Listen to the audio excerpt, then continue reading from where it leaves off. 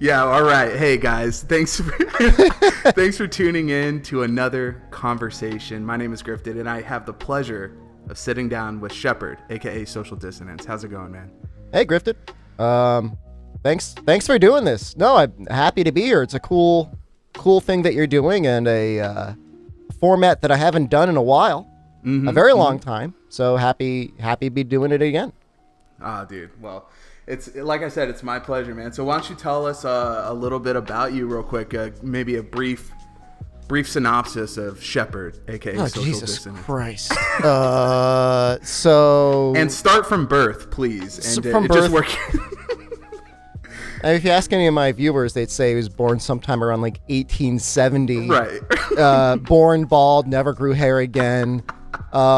Started and lived as an old man. Only subsides on a diet of Yoplait Go-Gurt. And peanuts. And peanuts, pretty much. No, I mean, look, I probably have a life very similar to many of the people watching this. Started with games very early on. Have a twin brother, love and adore. Played video games. Is basically our greatest pastime as kids. So started with the Nintendo, right in the mid 80s, all the way up till forever. Just loved games. Loved playing games. Loved playing games with my friends. Many fond memories in childhood of like super late night Mario Party fests and Smash Brother fests. I distinctly remember the one time I went 1 versus 3 in Smash Brothers, and it was Smash Brothers and Mario Party. I might be conflating the two memories. But like I was actually able to do like 1 versus 3, and then like the light dims, and I just got my ass handed to me by everyone, just a total beatdown. Like that's the thing that gets taken away with like internet-based competition. It's like you may win, but you don't suffer consequences. Back then, if you showed off too much, you got beat up. Right, or took a sack tap to the private areas. If you were too good. Yeah. That's for the people who played GoldenEye and did Odd Job. That's. You deserve that. Don't see my two best friends growing up. I've been friends with them for probably over 20 years now. They're brothers, and so we'd always play free for all Super Smash Brothers Melee, and I was horrible. I always got beat, and every time that I would be up a stock or two, I'd get the sack tap almost always. Yep. You should. You deserve it. I mean, Why is it why should only the skilled people succeed in life? Absolutely. Now, and if you're going to succeed, you're going to have to pay. You're going to pay a little bit for it. That's right. So were you an original Monster Hunter guy? So when the game came out on the PS2, was that like a big thing for you, or? So after graduating college, I got a bachelor's in political science and sociology, and said, you know what I'm going to do with life instead of actually trying to find like whatever people with those degrees do. Yeah. Right after graduating, I went to teach English in China for a year. Okay, great. And so the story's going somewhere, trust me. As I get into Hong Kong, because you can't just like walk into China, you have to get a visa. Right, for sure. The most acute memory I could tell you of landing in Hong Kong was like visiting a McDonald's and seeing 4 people sitting around a McDonald's table with their PSPs out playing Monster Hunter Freedom, having the actual best time of their life. And like the game looks like butt now, but back then the graphics that were on that PSP were actually pretty amazing. In terms of the color, the vibrancy, the monsters still in some ways definitely stand up. When I saw that, I'm like, man, I'm going to have to get that. And so I only got paid like $400 a month in China, so it took me a little while to save up for it. But when I came back for the winter semester, I picked up a PSP, and I started with Monster Hunter Freedom. And I would love to regale you with the tales of how I soloed that game all the way up to G rank and annihilated Fatalis. But unfortunately for me, I didn't realize that Yan Garuga was not actually required to be killed. And I kept rage quitting every time he would like cart me twice. Right. Back then, those quests actually were they had this concept called a repel quest, where even if you failed or triple carded or the monster ran away, they would keep a certain amount of health that they had on them. Like the expectation was actually, you're not going to beat this monster. This is something you're going to have to take maybe several 20 to 25 minute hunts before you can even finish the game. Right. I didn't know that. So I got Monster Hunter Freedom. I played Monster Hunter Freedom. I enjoyed Monster Hunter Freedom. I did not get anywhere close to beating Monster Hunter Freedom, let alone the actual offline. And part of that was also like, I'm not sure how far back you've gone, Griffted, but the minions back then were actual Satan. They were some real bastards. Yeah, they were real bad. I started, I say I started with Monster Hunter 3U, but really my buddies, the two brothers that I spoke on earlier, they had Monster Hunter on the PS2. Oh, Jesus. And we played that, okay? And we were so hopeful, and we were young and fervile and just, full of life. And we played that and we were decimated. I mean, I'm talking like, I don't think I've ever gotten spanked so hard in a video game in my entire life. And I remember very clearly the grind for Velociprey armor, okay? This is what we wanted. We wanted the full Velociprey set. We had no concept of like armor skills or anything like that. We just wanted it. And we got to Rathalos, low rank Rathalos, and that was it. We didn't get any farther. We couldn't beat Rathalos, and that was the end of my Monster Hunter 1 experience. Yeah, Monster Hunter on the PS2, man, hell of a trip. I would say, like, still holds up. I just played it, like, less than a month ago. Made it through Low Rank Village. And, so started there, picked up Monster Hunter Freedom 2, whenever that came out. I can't quite remember. I think it was like only a year or two after I came back, and that was better. And I made it up to high rank, and again, like I was like okay, but I was still getting smashed. Like it was the Bullfongo. If I could be completely honest with you, it wasn't any monster. You're right. Other than if you really consider Bullfongo a monster, because you'd be doing great, and then you'd be right about to hit the monster, and you get tripped, and be like, all right, well that's not a big deal.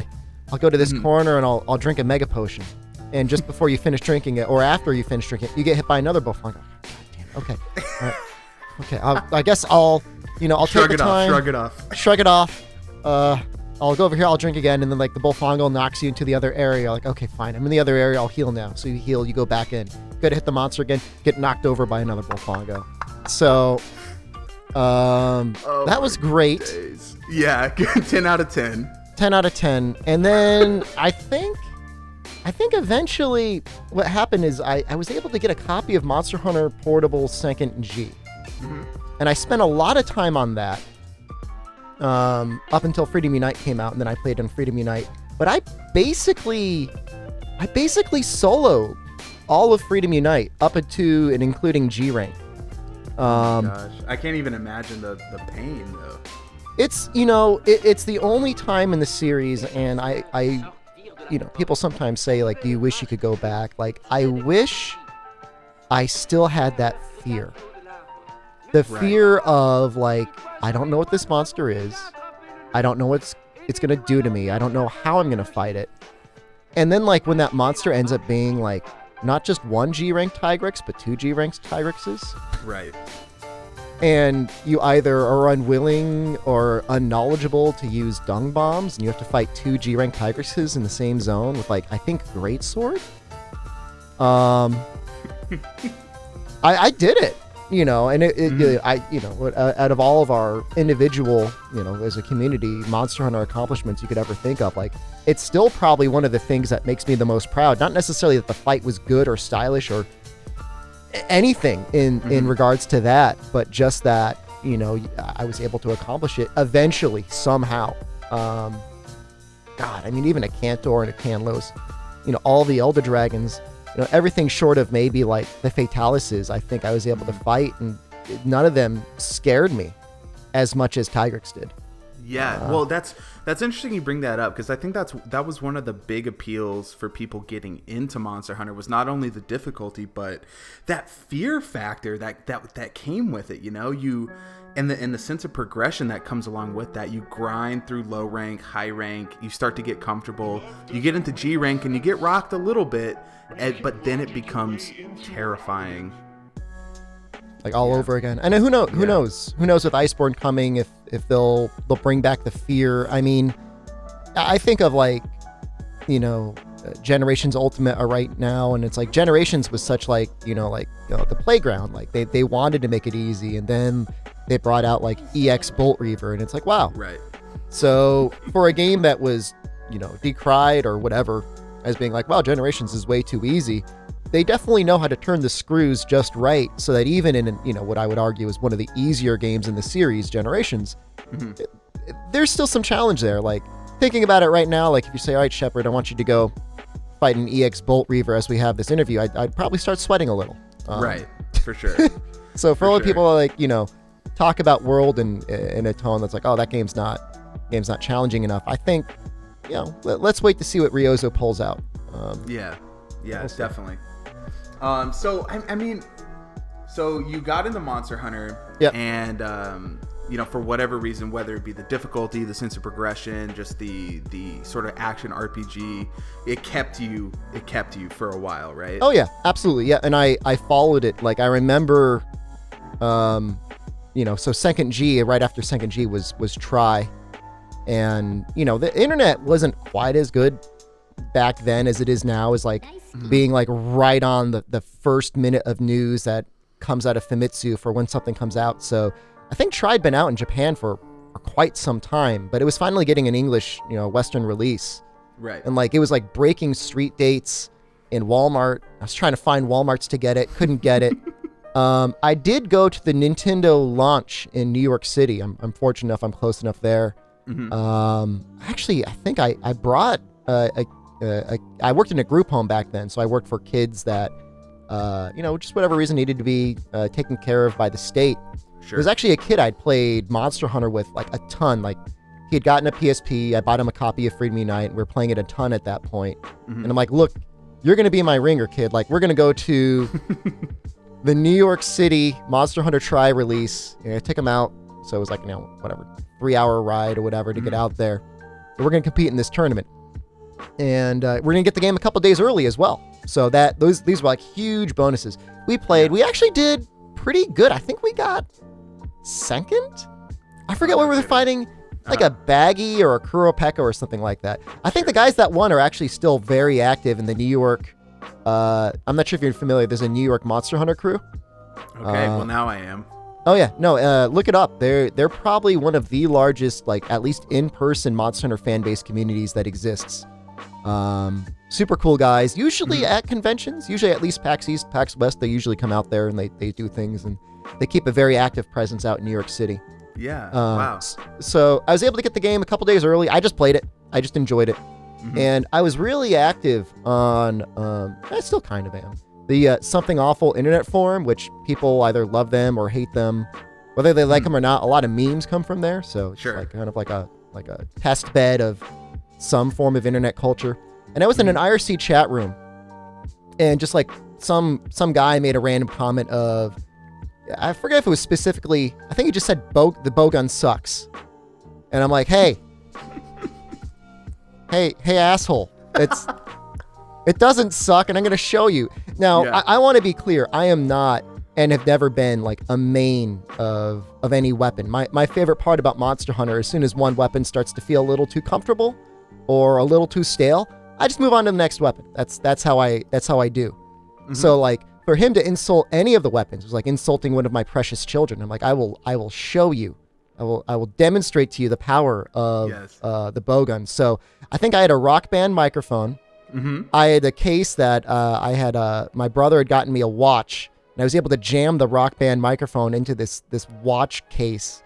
And I had it was like a direct TV. It was like one of the very first, video game console to computer devices that I'd plugged into my computer.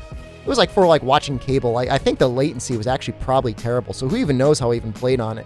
And I just recorded a little tutorial on how to use a status light bowgun, right? So you're in a group. I think we were fighting a Baryoff.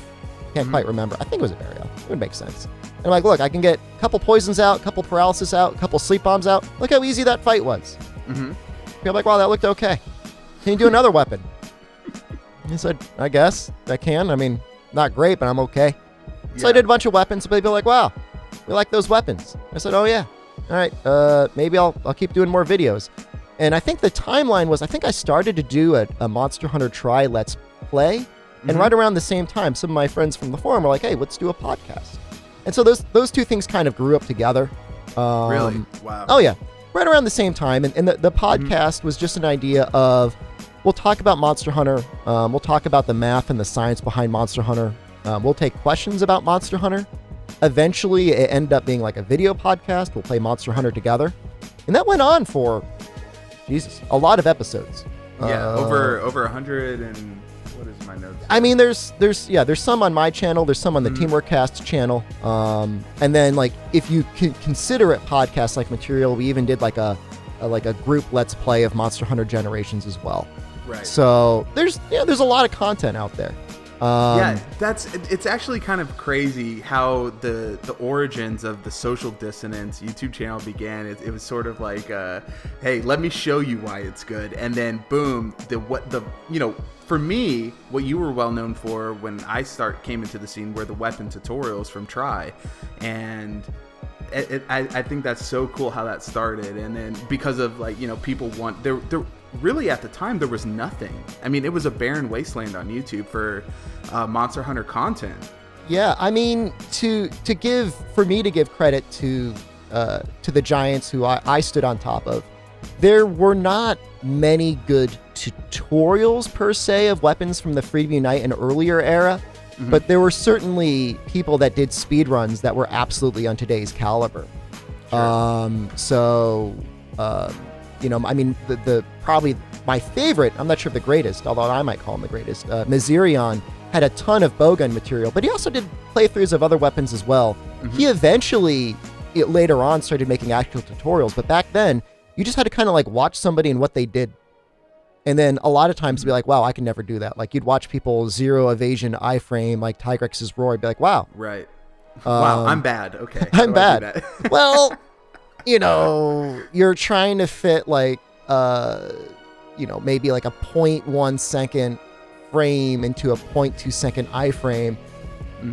I mean, it's not easy. It's not easy. It's not easy, but they did it back then, and that's where a lot of, whether we realize it or not, there's a continuing legacy of people that have helped the literature in Monster Hunter, and just as I created tutorials in Tri, of course, Gaijin Hunter went along and made tutorials for 4U. So I'm sure, and I think he's actually specifically said in a lot of ways he took a lot of what I did with my content and used that for his content, which is fine and good. The main goal I always had from the very beginning is I'd like to see this game be made a little bit more accessible so that like all those layers of things that prevent people from enjoying the game, getting smashed by both Fongo, not understanding armor skills, not understanding the basics of how a weapon works, to get to like when the game starts getting really fun. So honestly, so people would buy it, and so Capcom would say, hey, I think maybe we'll start releasing the games a little bit earlier than like a year after launch in Japan. Right. Like seriously, my goal is totally greedy. Like just a worldwide simultaneous release is all I ever wanted. Yeah. So, safe to say that you were one of probably the first, at least Western vocal content creators for Monster Hunter. I think that's pretty safe to say. Vocal is probably a key word there, in that for all those other videos prior to mine, you almost rarely, if ever, had any sort of voice going along with it, which really can help people. I mean, some people are very audio orientated in how they have to learn. Some people are visual. I mean, it all depends on the person, but that probably did add a certain element of making them a little bit easier to follow along. And this was, around 9 years ago, and podcasting and sort of YouTube content creation was really in its infancy still.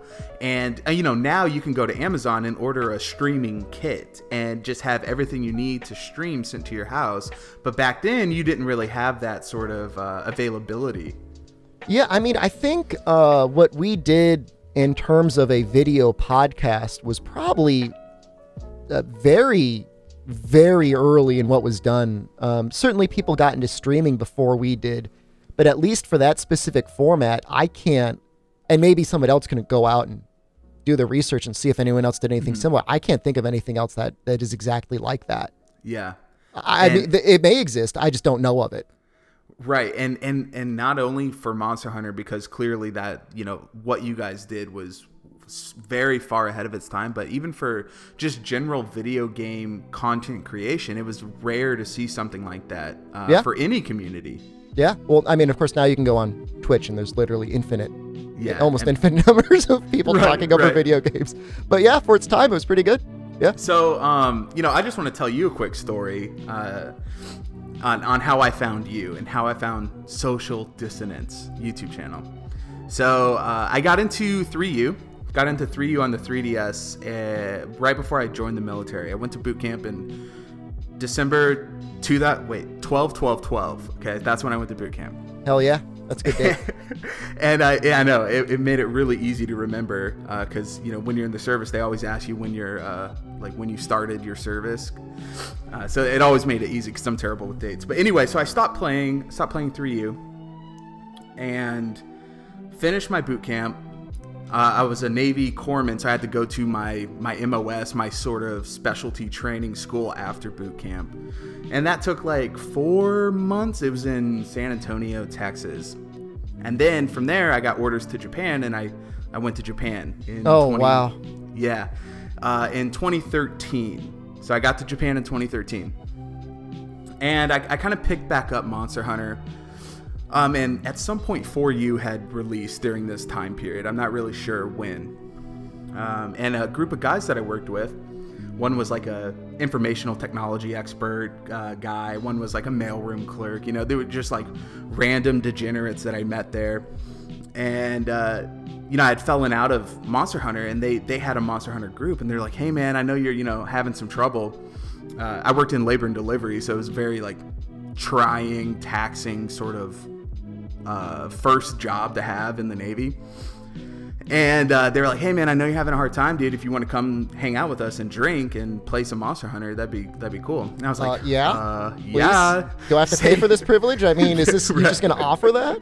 Yeah, say no more. And so I went to the Exchange, which is like the store on base, and I bought 4U, and then I went and played with these guys. And while we were playing together, I was like I was simultaneously doing a replay through of my 3U file, and I was stuck. I'm stuck on a monster. So I started looking up tutorials and everything, and I was like, oh man, like Jin Moran, right? This like massive, horrible monster that you fight on a ship that's like sailing in the sand. For anyone who doesn't know, and it'll be in the Monster Hunter movie possibly. So enjoy that. Yeah, enjoy. What's that guy, Paul Anderson? Thank you ahead of time. We appreciate that. But I looked up the tutorial, and I remember I had watched it for Try, because my two best friends that I grew up with, they had Try on the Wii, and I remember playing it. But anyway, I found the tutorial again. I was like, oh god, this tutorial's so good. It's a 2-part tutorial, and it came out like, I don't know, 9 years, a long time ago.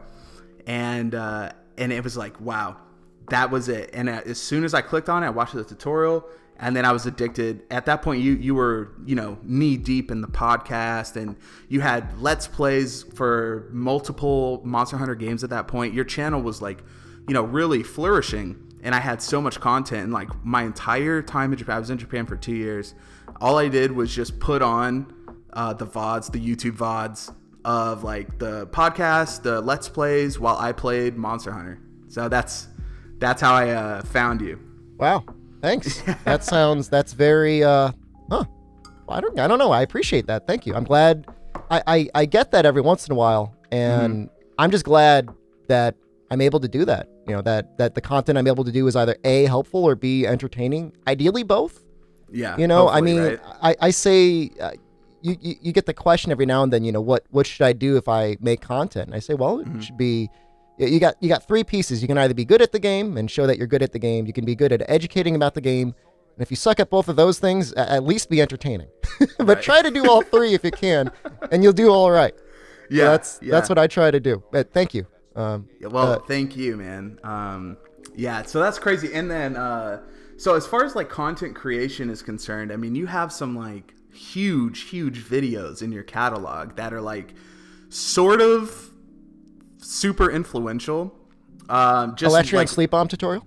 a Latrion sleep. You took the words right out of my mouth. A Latrion sleep bomb tutorial, and I think, correct me if I'm wrong, this was like up till maybe 2017. This was like your biggest video, and this is what people sort of flocked to you for, right? Is this Latrion sleep bombing tutorial? Absolutely. So how did that happen, and what facilitated the creation of the Latrion sleep bombing tutorial? I wanted to get a sky piercer. And I'm like, what is the easiest thing I could possibly do to get a sky piercer with a group of potatoes, myself included? Right, of course. Because, for the record, I did consider, you almost got to watch it to see it. It's 4 people with guns that are doing massive amounts of paralysis and sleep to just fully status lock a Latron, bombing it to death, more or less. So my idea was like, look, there are people out there who you could give them a great sword, you can give them a hammer, and you can give them 3 weeks, and they're still going to have a really hard time breaking a Latrion's horns, because a Latrion in Tri is pretty difficult. I don't think it's the most difficult Elatrion. I think technically the 1 in 3U is harder. Right. But you've also kind of got better gear in 3U, right? I don't know. Well, real quick, for anyone who didn't play the older titles, part breaking was super, super vital in the older titles. In Monster Hunter World, you have the sort of investigation system where with the little reward boxes where you can get you could get 3 cut tails on a hunt, and you never cut that monster's tail. Well, in the older games, that was, if you were a hammer user and you were SOL, you had to switch weapons and get a tail cut if you needed a tail part. Bring out the boomerangs, man. Yeah, you actually have me cracking up because I'm thinking about it. Like, if we had a Latrion and rolled right now, like, we wouldn't even bother breaking the head. We would just load up 3 gold, gold and silver reward box investigations, and like that, it wouldn't exist. Right. People would be like, wow, nerd, good job breaking the horns. I got it anyways. Yeah, look what I got. Nice job. But if you wanted the best weapons in the game back then, it was required. It was vital. It was mandatory. Right. You had to break it. And so probably would have been improved with the addition of a greatsword. But back then, like, you make content on the internet. You have an intention of how it's going to go. You never know how it's going to go. Mm-hmm. And you're right in that if I could point to any one video or thing that I've done and seen a both positive and negative backlash of what it has done to a community, I had people that said, wow, Shepard, thank you so much for creating this tutorial. Me and my friends did it, and we broke the horns no problem. We all have our Latrion weapons, and we're happy and we're fine. Right. And then, like, if you want to have like a weird look back into the past and see how angry the internet could be back then, go to GameFAQs.com, Monster Hunter Tri forum, search for Social Dissonance, and just see what pops up. Because I was accused of single-handedly ruining the endgame. Mind you, I never understood this criticism. I still don't understand the criticism of you join a random room, random people join, they say, I want to sleep on Elatrion, and they screw it up. Mm-hmm. Well, what do you expect? They're a random person. You don't know what they're going to do. You've got your friends. You can fight your monster however you want. But I was accused of decimating the end game in Monster Hunter Tri because people wanted to fight Elatrion one or another way. But they would just get people showing up that had, even though they had clearly watched some of the video, because they understood the concept of sleep bombing. Or at least they thought they understood the concept of sleep bombing. They never actually did it. This is what I've been told. Of course, I've never actually experienced it myself because I would sleep bomb a Latrion normally and it would die and it would be a problem. But other people would go in, they'd try to fight a Latrion, the person would be like, I want to sleep on a Latrion. They would just do nothing according to plan, just ruin things. Because like it was, if you were to go the extreme route that I showed, which was 4 guns, you really had to be pretty good at what you were doing. I mean, you had to land all of your bombs. You needed, I think the skill had bomb boost, but you had to eat for pyro. You had to land all of the paras and get all your bombs out. You had to get your KOs, get your bombs out. I can't remember. There was probably some clusting as well. I don't know. It was an involved process, but it just shows that, you put something out there, even with the best of intentions. I mean, in Griffted, I promise you will find, hopefully not in the future, but almost definitely in your hunting horn tutorials that people are just going to get it wrong. Like, you're going to show it with like zero ambiguity and like they're just gonna, no room for interpretation. No room for interpretation. They interpret it the wrong way. You're going to be in a room saying like, wow, Griffted, you're my favorite content creator. Let me show you the way I play hunting horn. And they're going to do the back slam just away from the monster and not hit anything. Say like, I did it, Griffted. Are you happy? Papa, are you proud of me? And you're like, no, you're supposed to flick around. Papa, I did what you said in the tutorial. I'm doing it, right? Papa, are you proud? It's like, no, you're supposed to. That's so interesting that you got backlash from that. And it's do you think it was sort of the the mentality, that sort of stout elitist sort of mentality that a lot of old school Monster Hunters have, where it's like, this is my game, it needs to be played this kind of way, and any other deviation from that is like, whoa, like put up the red flags. Do you think that had anything to do with it? That's definitely probably the biggest portion of it. Whenever, and it's not that there has to be sides or there should be sides, but whenever you're on the side of saying like, look, it's at its core, this is a cooperative game. You're supposed to play with friends, and if your friends suck, they should still enjoy the game. Like, that's not a big deal. It should be a fun and accessible game for everyone. People are like, well, no, your friends shouldn't suck. They have to get better, or they should not play the game, because we want the game to get harder. And if you started with Monster Hunter on the PlayStation 2, you've probably seen virtually every iteration going forward, the game has gotten easier in little ways, gradual ways. And if you relish that challenge of G rank in Monster Hunter Freedom or Monster Hunter Freedom Unite, you're going to be like, these people are the problem, and this guy's only making the game even easier, and we can't play it harder. So there's going to be that community in every game, or at least in many games, maybe not every game, but in many games, you're going to have that. And there's just the idea of like, look, when you've got a lot of people looking at you, if you're a big content creator at the time, there's going to be people who just, by the virtue that you have people looking at you, are just not going to like you. They're going to look at you and they're going to say, why does this dork get, views on his videos? When I make videos, people don't view my videos, and I'm better than him. So I'm going to try and beat up this guy. And that's just the way it is. I mean, that goes for everything. It goes for celebrities. It goes for politicians. It goes for anyone in life. Right. If they've got anything where they have attention on them, there's going to be people that are going to show up just to say crap, either A, just to randomly troll, or B, because they themselves are made uncomfortable by that person and what they're doing. And that's not an easy thing to learn. I'm assuming everyone that's ever had to go through that before has had to learn it. And you just try not to let it affect your content at all, because 9 times out of 10, you have many, many, many more people that are enjoying and appreciating the content than are saying, oh, this guy's no good because he had to use a bowgun to break the Elatrion's horns. So right.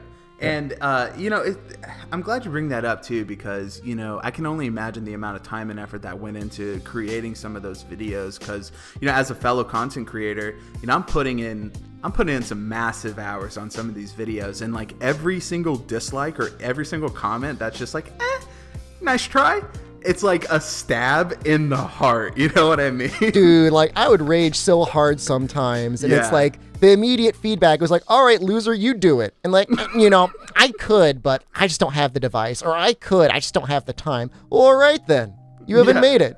So like, I don't know. Exactly. I'm not going to start swearing into the microphone, but you could. If anything could make me do it, it'd be those guys.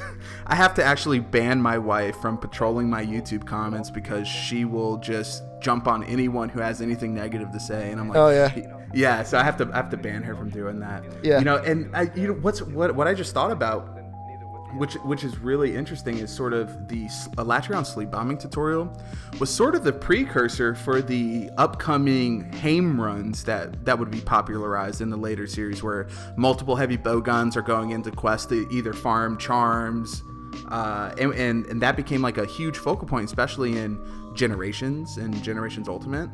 So, unbeknownst to us, Elatrion actually got buffed for the Western release of Monster Hunter Tri.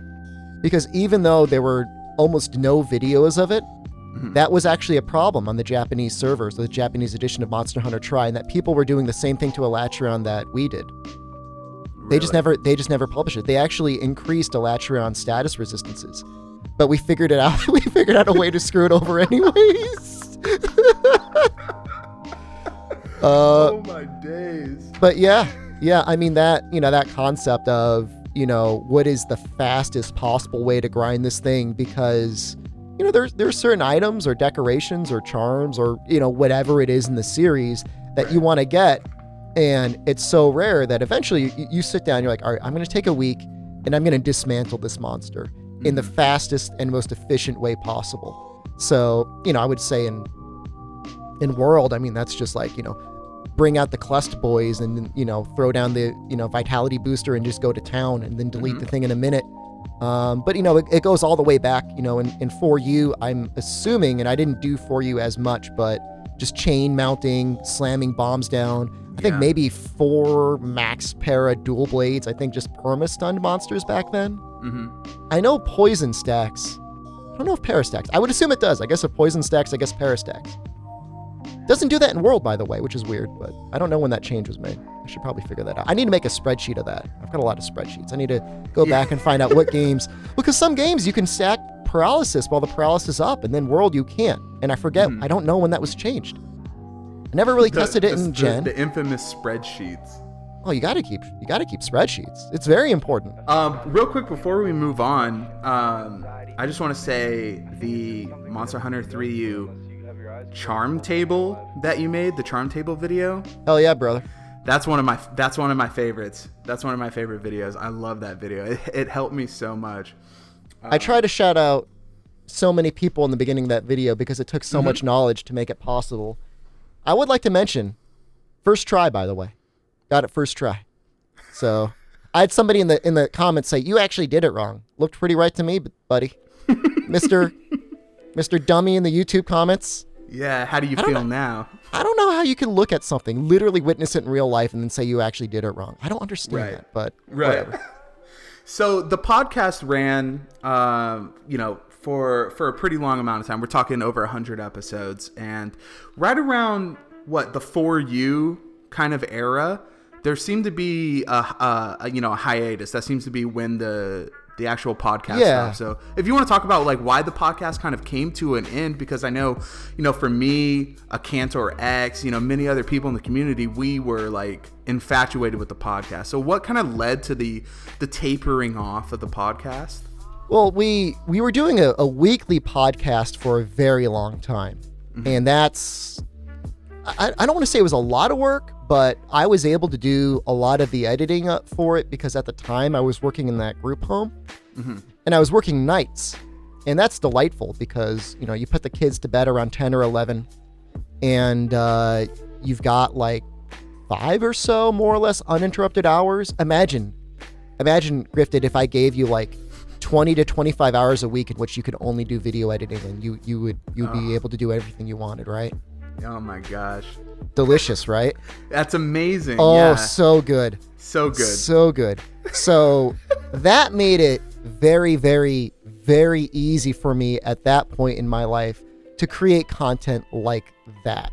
I ended up, unfortunately, graduating and getting a degree in economics and wanting to pursue a normal job in finance. Which I did. You can see how excited I am about all this, right? Like, yeah, like, it's super who the hell cares? enthusiastic. It's the most. There's some economic degree majors in the comments right now, like, man. I did some good work. I mean, it was good, but I mean, it was a day job, and I am 100% a workaholic. So, I would go in usually like 8 in the morning and stay until about 6 or 7 at night. Yeah. Which is like, kind of, for some people, kind of like a normal American work week. And then I would work Saturdays. I would almost volunteer to take every Saturday 9 to noon. So like my personal time I could commit to editing was just basically limited. And it was not only that, there was the request from a lot of the guys that I did work with on the podcast that we create like a community-based channel. So that's where Teamwork Cast came out of, which made it so it was a lot easier for them to post their own personal projects and stuff like that. And look, if the internet were a different place back then and monetization was a different thing back then, who knows? Maybe I would have never needed to take a normal job and I could have kept creating content forever. But it's worth pointing out that AdSense, I think, for our best year on TeamworkCast or my channel, or maybe even the both combined, I think the best year all told, we made like $1,000. Yeah.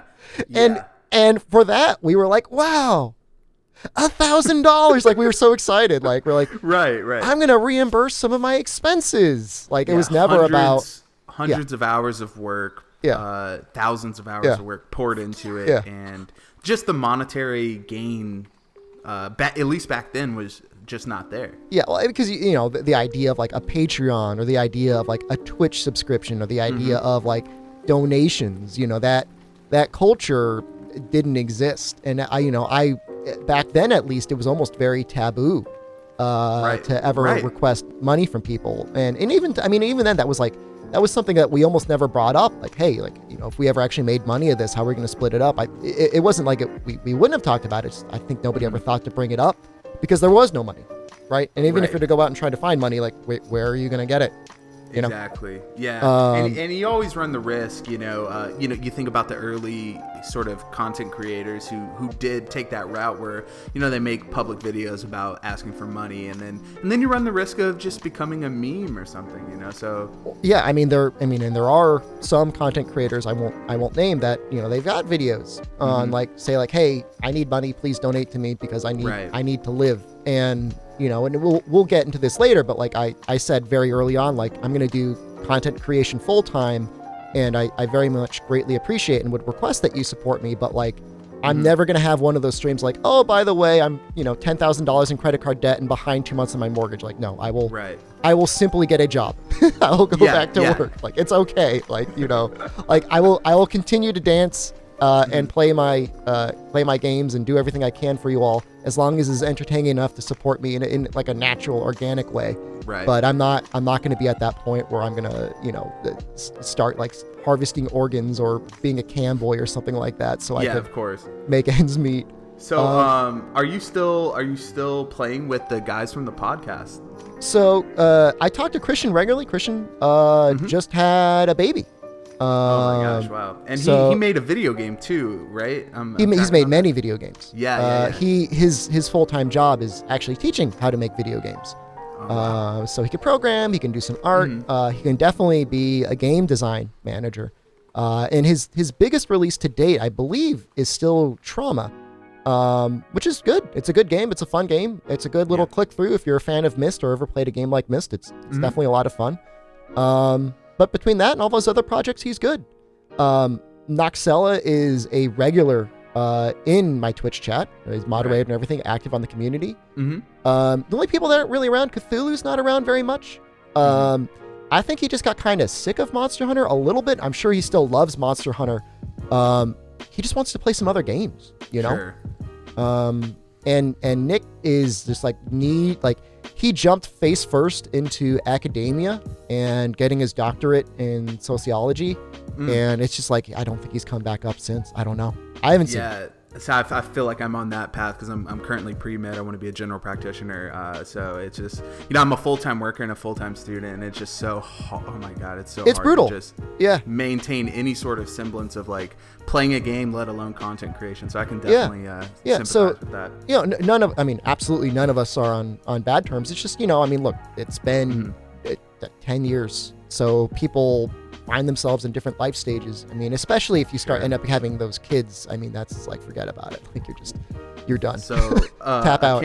A Cantor X made me promise to ask you this: Is there any sort of chance that the podcast will reunite? So it's I stream every day. And basically every day. I do stream every day. And Monday, Tuesday, Thursday, Friday, I take a break in the evening to cook dinner and eat dinner with my wife. And during that time, I will actually play old podcasts.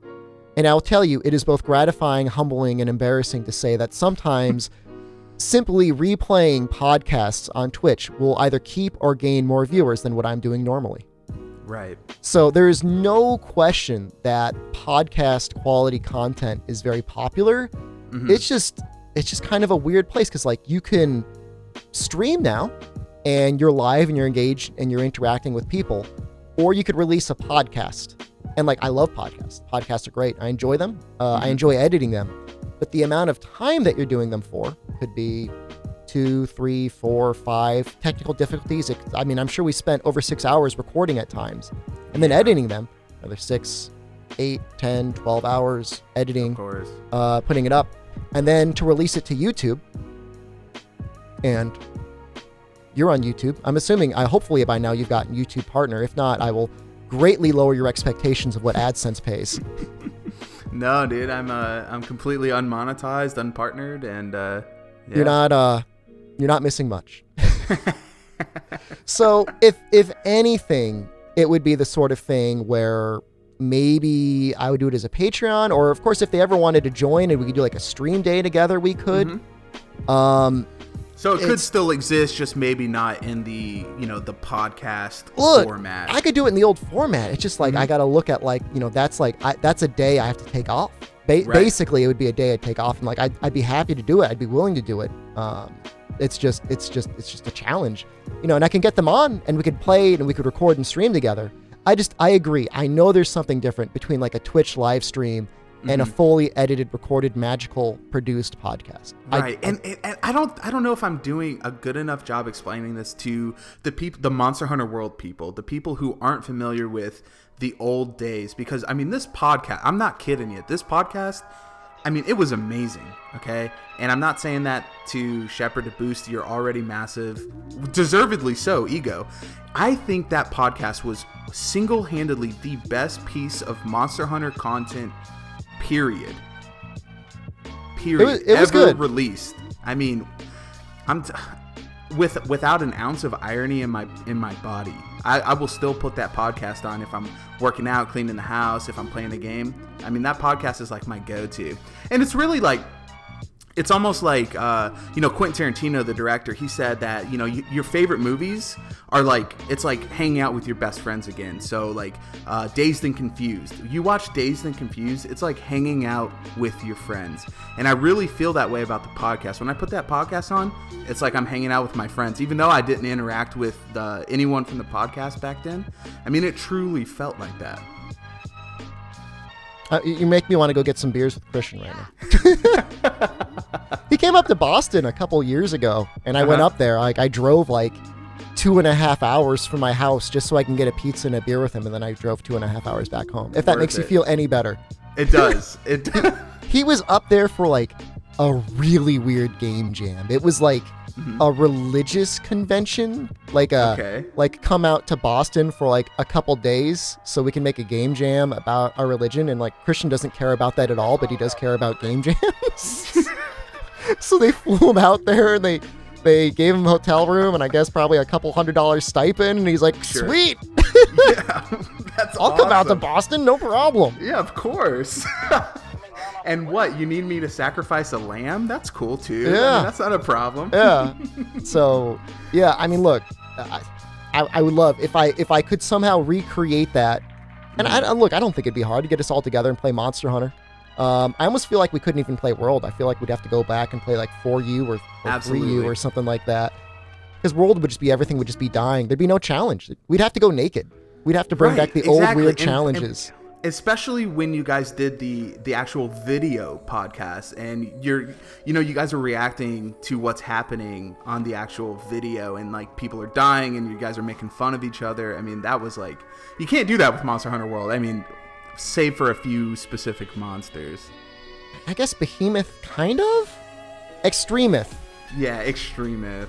Yeah. Take us at our highest level of power and do Extremith together, and there could be some things. But I would just worry Christian would just get bullied. It's not balanced enough. I would be worried about keeping him alive against Extremith. Right. These are the things I had to worry about. So safe to say, when the podcast sort of ended, Social Dissonance, the YouTube channel, sort of went on a hiatus as well, right? Yeah. I mean, definitely. Well, it was more that the content I was doing was, like I said, we did a Let's Play of Generations for really a very long time. And I would like to point out, for the people that missed the podcast, that never watched that Let's Play series, maybe check that out. It's maybe not as good, because there's not nearly as much editing put into it. but there's still you still get a lot of Christian. Yeah, you get a lot of important. You get a lot of Squatty Potty advertisements. That was our attempt to try and find a way to monetize the channel. Was the Squatty Potty affiliate? Right. We sold 3.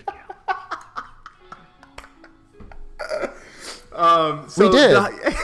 Are you serious? Like, no, yeah. Like, oh my days. The guy said I could keep I think it was like $30. He said, you can keep it, Shepard. I'm like, nice. Yes.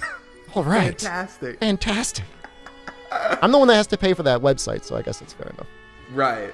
And so the hiatus sort of happened around Monster Hunter 4U time, right? Yeah, and I would like to point out, and I love 4U now, but in the day, 4U just looks super ugly to me.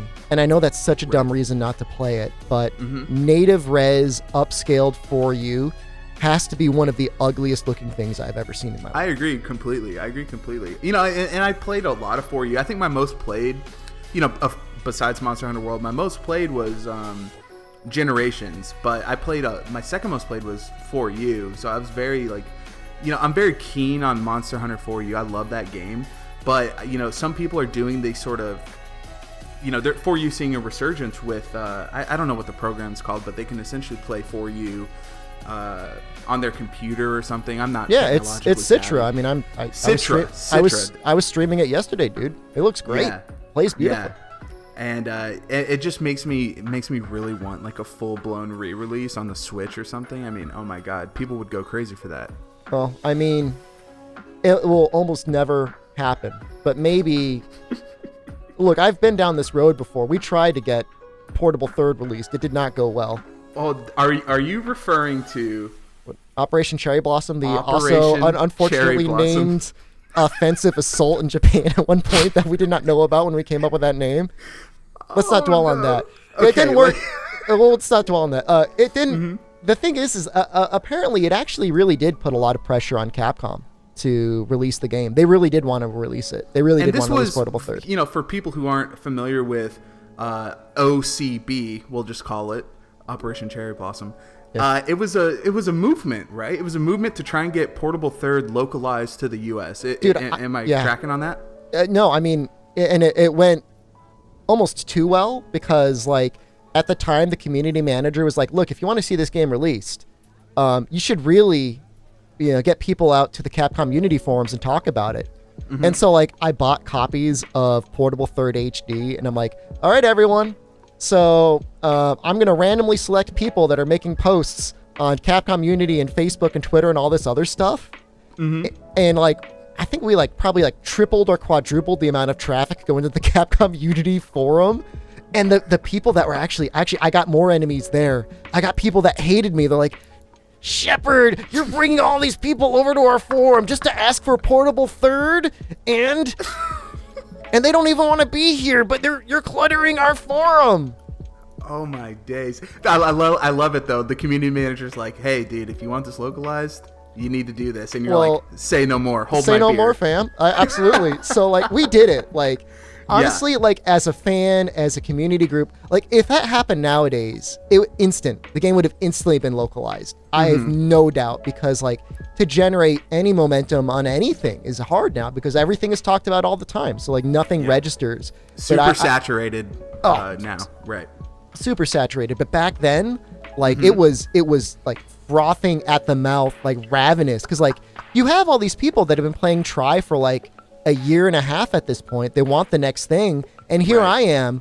Like, I got the game. I got Portable Third like next day delivered from Hong Kong. Like, I'm like not streaming it, but I'm uploading videos like right away. I'm like, "Hey guys, look how great this game is." People are like, "We want it now." And Capcom was going to do it, but I think the issue really came down to Sony couldn't get the right achievements or something loaded into the Portable Third HD version, and they wanted there to be achievements. This is the explanation I've been given. That could be total crap. I don't know. But the explanation I was given was that because we can't get the game to the exact Sony of America's specifications or whatever, we're not going to release it in the West. Which would have been okay if we'd gotten Portable Third G or Portable 3 Ultimate right away. But it was the same sort of deal. They announced Portable 3G, and they're like, "Oh, and by the way, in the West, you have to wait like another 6 months or another year." Right. Like, it used to be such long waits between releases. I mean, it's hard to even think about it now, because nowadays it's like we have such a backlog. Like if you're feeling sad, go ahead and load up Unite. Go ahead and load up 3 Ultimate. Go ahead and load up and Try if you want. Go ahead and load up 4U. Go ahead and load up Generations Ultimate. You have so many games to tap on. But back then we had what? We had Try and we had Freedom Unite for the most part. Nobody's going to go back and play Freedom. And people play those games. And we wanted more games. So it was a weird time. It was a hard time. It probably led to a lot of frustration in me personally. And part of like, I got a little burnt out on the content anyways. Because I'm like, look, 4 came out, it didn't get the global worldwide release. Portable Third came out, didn't get the global worldwide release. 3 Ultimate came out, didn't get the global worldwide release. Cross came out, didn't get the global worldwide release. Like I said, like my main goal for trying to do all this content is like, Jesus Christ, Capcom, could you please just give us like maybe a simultaneous release, just 1 or 2 months. Like I could deal with that, but like we're waiting sometimes like years at a time. Like I was looking at the dates the other day between the releases of Monster, and I'm like, Jesus, like how did we wait that long? Right. It's insane. And then like by the time like, I'm like, all right, just like sitting down watching E3 one day, and it's like, hey, that looks like a Buster Sword. That's weird. What is that? Is that a Jaw Blade? By the way, worldwide simultaneous release. I'm like, son of a bitch. God damn it. So well, at least we're getting it with World, right? Yeah, I mean, yeah. And hopefully, Capcom learned their lesson, and the next, handheld portable release or whatever rumblings is going on in the community about some sort of Switch release. Hopefully it's simultaneous. Right.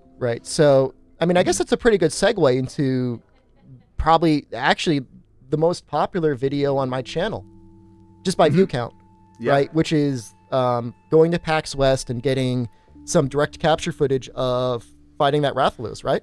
Yeah, perfect. I mean, perfect. It's like you're a seasoned pro. It's like you've done a podcast before. Who'd have thought?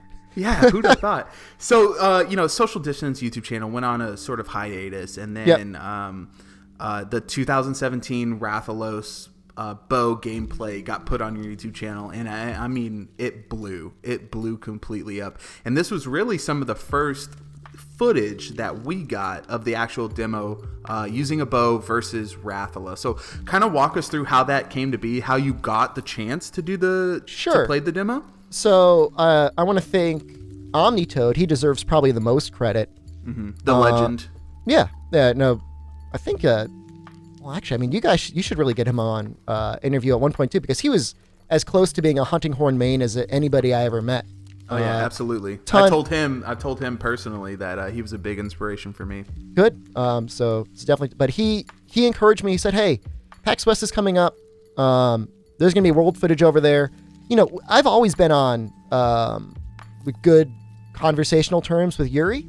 Yuri, a Capcom manager, encouraged me to do in-person meetups for 3U, which I did. Actually, that's how I met Omnitoad in person. That's how we actually became really good friends. So thank you, Yuri. Thank you, Toad. Thank you. You're both wonderful and beautiful people. I love you both. Shout out to Yuri. Yeah. So, we're talking to Yuri like, hey, Yuri, I don't even know. He may have even gotten us into PAX, because at that point, I think they were sold tickets, but I think he was able to get us some badges to get in. Like, hey, could we maybe get a recording of the game? And he said, sure. Because, at the time, what other big name Monster Hunter content creators were there? It's Gaijin Hunter, but he's in Japan. He's probably not going to go to PAX West. I don't want to insult anyone by omission, but if you were big around then and I did not mention you, I'm not being an asshole. Don't at me, please. But we, us and a couple others, Kogath and Hot Sammy Sliz, he set a little 4-station spot for us to play on the show floor, which was a really big deal because the line to play Monster Hunter World at PAX West started and never ended every single day over the entire convention. Right. And that if you wanted to play it, you had to get in line early, and there was always going to be a wait. I mean, unless you seriously were like, I bet you, I almost guarantee you there were people that were there as exhibitors that were not manning their booths, that were standing in line to play that game. So Yuri did a Massive. huge solid. Not only let us play, but also let us record content. Mm-hmm. Now, I would love to tell you that I sat down and I played Monster Hunter World for the first time, and I said, wow, this is really easy. But when you come into it from a old school play style, especially the bow, you're like, bow, yeah. How the hell does this weapon even play? Right. I mean, completely overhauled from the previous games. To Yuri's credit, he actually gave me a really good hint, and I did not follow it at all. He's like, Shepard, if you dodge, you increase your charge level by 1. I'm like, but yeah, you get out of position. Why would I ever do that? All right, don't at me, Monster Hunter World. Thanks a lot, Yuri, for the creators. hot tip. I'm not going to... Yeah, I'm just going to do Dragon Piercer, which I think actually I had non-element... the meta. Well, I mean, yes. I mean, well, briefly. Well, I don't think there was element on that bow. I can't remember. What was the bow in that tutorial? I don't even know about that one. I'm not defending Dragon Piercer, but theoretically, it actually may not have been bad DPS. Not good DPS, but not bad DPS. So safe to say that Social Dissonance started the Dragon Piercer craze. Oof. Not intentionally. I mean, we'll just add that to the list of accomplishments here. Okay, so Dragon Piercer, Social the guy. All right, great. I didn't feel anywhere near any heat or feedback for using Dragon Piercer as I did for anything else I've ever done. That's like a grade 5 out of the grade 10 that is the Elatrian Sleep Bomb tutorial. But we're able to get some content. Got a good content for myself. Got a good content from other people. Throw up the video, and geez, I was just trying to go through it, but like that thing's close. Maybe over 1 million views, I think. It's big. I mean, it was really, really nice, and it made me think, geez, either A, I've got a really good video, which I wouldn't say was necessarily a really good video, but I've at least got maybe some people's attention. Mm-hmm. And it was right around the time, I think I'd technically already started to streaming on Twitch and YouTube again. I was already streaming Generations Ultimate. Right. Okay. Or I guess at the time it would have been Double Cross. It was Double Cross. Mm-hmm. So I'm like, oh, I guess I'll just keep doing what I'm doing. Yeah. It's. I mean, I can imagine the sort of invigoration that came from having a video just completely explode, and it's. I mean, for me, I'm assuming that was a big motivator for you to maybe pursue this a little bit further. I mean, you're a content creator. You understand, like, we're not doing what we're doing for the money. I mean, there are far more lucrative careers out there. Absolutely. But if you can entertain people, if you can educate people, if you can help something that you're passionate about, Monster Hunter, become more popular, there's no downside at all. Right. And it wasn't like, I was a novice to streaming or broadcasting or really doing anything. And so, and again, like at this point, it's not like I'd been doing content. I was doing content with the Teamwork Cast guys all the way up through that. We were still actively working on, continue to actively release episodes of the Monster Hunter Generations Let's Play up and through that time. On the it was Teamwork Cast. Right. It's just like, I just said, rather than just being like more of a passive participant, somebody that signs on and sends over my video files and my audio files, I'll start doing. I'll start taking a real more active approach in the sort of videos and stuff that I'll do. Right. And that's what I did. And I mean, and you can go back. I mean, just about everything is still archived. You can trace the chronology of all of those things. I mean, I remember taking off. I thought Capcom was trying to kill me. I thought maybe there was like an attempt to murder me, because I remember they released the first beta, and I took off a couple days from work. Mm-hmm. And I probably streamed at least 13 or 14 hours for each day of the beta. I'm like, whew, man, I could take a break. And then, like, by the way, there's a new beta in 1 week. I'm like, God. So I did that one. Like, yeah, we got a third beta. You ready? You ready, boy? I'm like, all right, now the game's coming out. Are you ready? Like, I used like I have no sick, like my previous job, like I had no sick time. I only had time, like it was just paid time. Mm-hmm. So I was using every hour of vacation and sick time just to like play that damn game. Like at Monster Hunter World as much and actively as possible. And those beta days were super fun. Oh my gosh. People were learning how to use the weapons for the first time. Mm-hmm. The balance wasn't necessarily 100% there that we have now. Like certain things were just different. Like the longsword did not have nearly as much of a window on its foresight. Mm-hmm. And I don't think people were doing it so much then, but slicing was very broken. Right. Very broken. It had double flinch modifiers. Mm-hmm. I think the dust is settled, and the work that Hex has done has said, like, yeah, initial slicing shot, I think it did slightly more damage, but it was really, things just never stopped flinching. Right. They were just constantly getting staggered by basically every shot that you did. And he actually had an interesting, and this is a brief segue.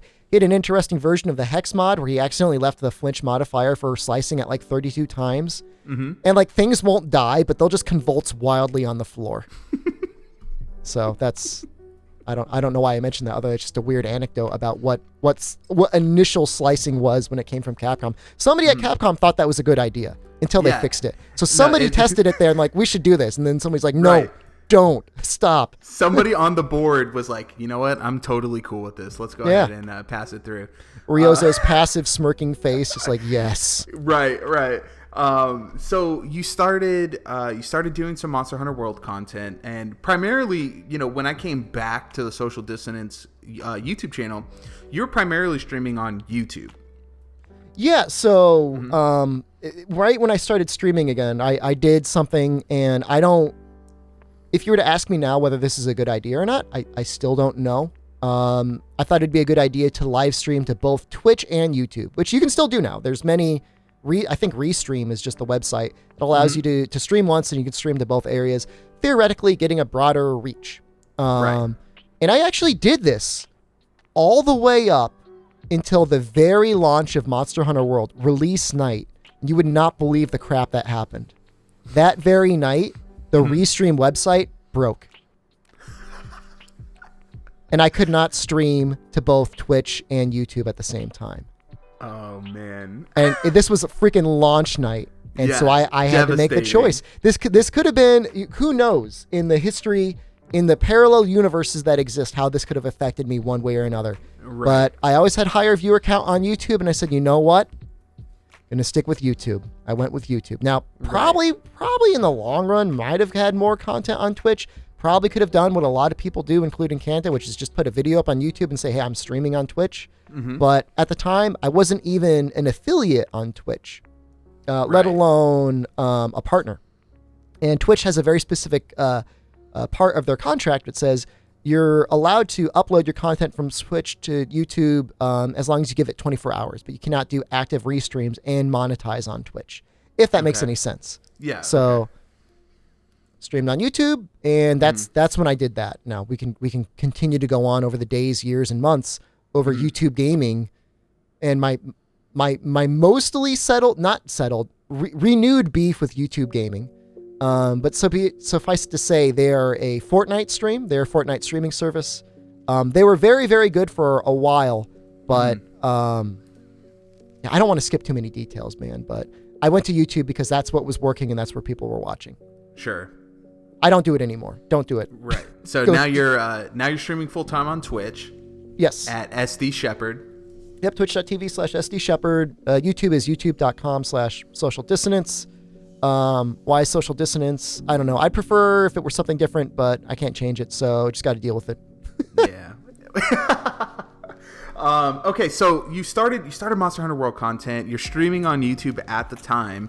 Well, you're simultaneously streaming, and then eventually you started solo streaming on YouTube. Had to, like I said, it flat out like could not have picked a worse time. Like I was like fighting the Great Jagras. Like that's how early it was, and then like the stream dies. Now and like I'm sorry to cut you off, buddy. No, that's fine. It dies. I'm like, oh, got to do something. I just pull the stream key out, throw it into OBS, and say, well, hopefully this works. Right. And you started, pretty much early on, you started doing full game speed runs, any percent runs. I did a couple early any percent runs, and they were horribly painful on me and my body.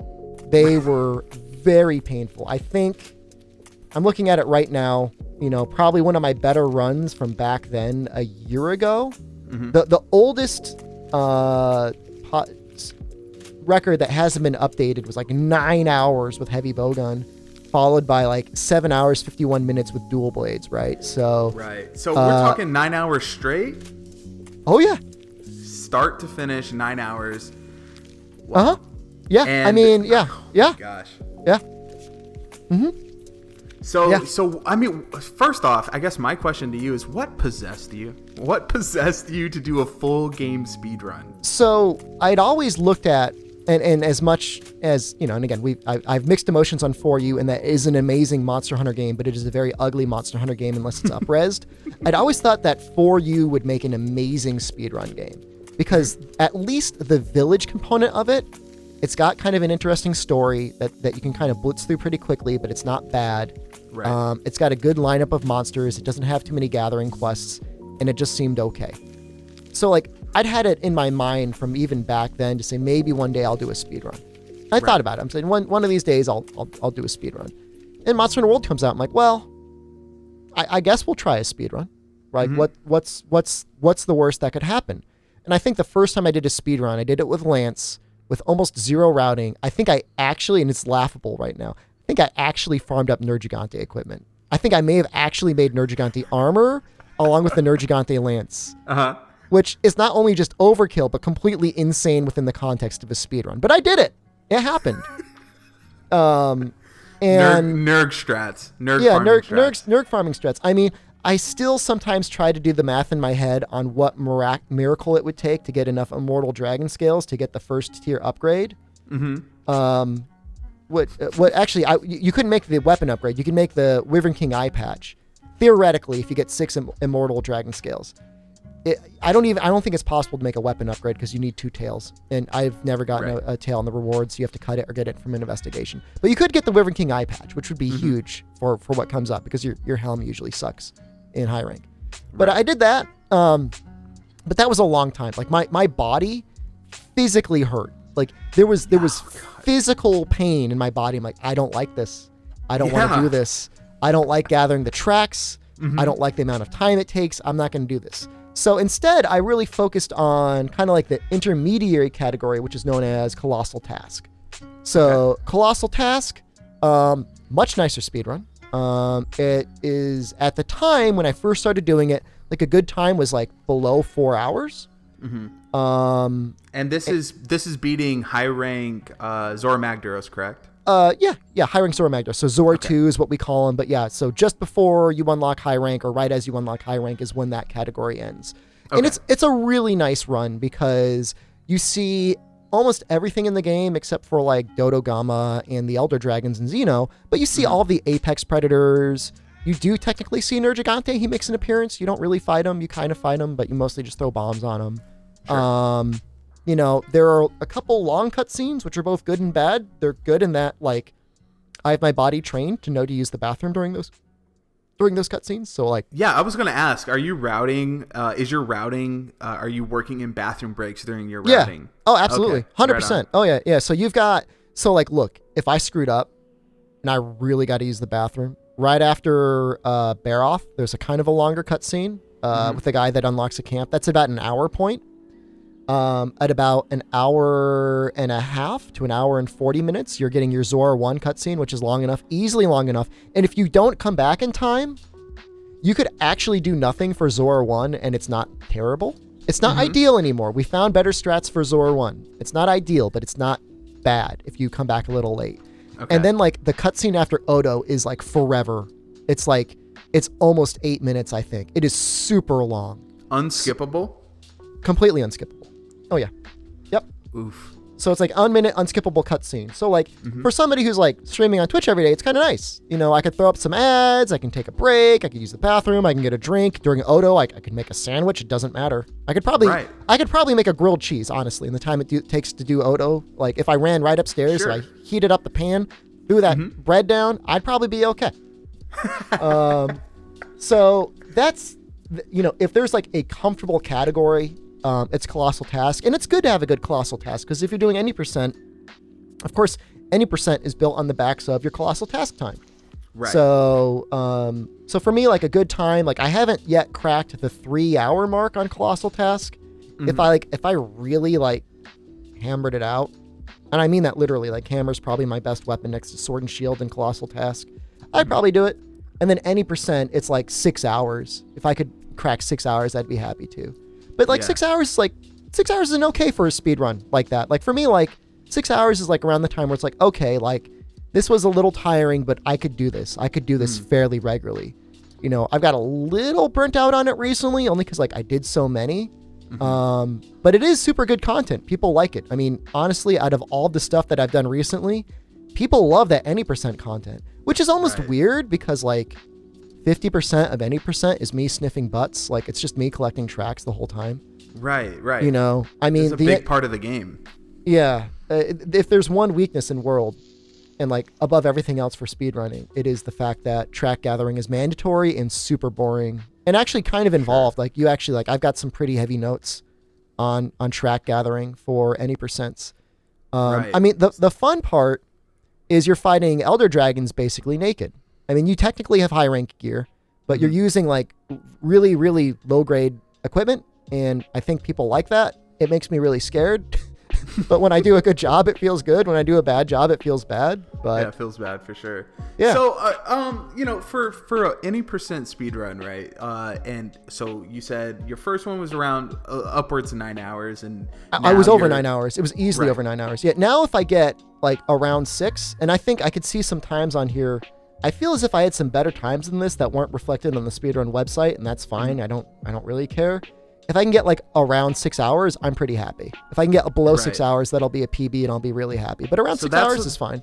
You know, that's 3 hours of optimization. That's a long time. So, I mean, if you could walk us through maybe some, you know, first with the routing and how you go about routing a speedrun like this, and then maybe some big discoveries that happened where you were able to shave off more and more time. Yeah. So, if there were people that require like the biggest shout outs for routing it. There was myself, there was Nico, there's Lexi Kona, there was Dutch Potato, and there was Moss TKM.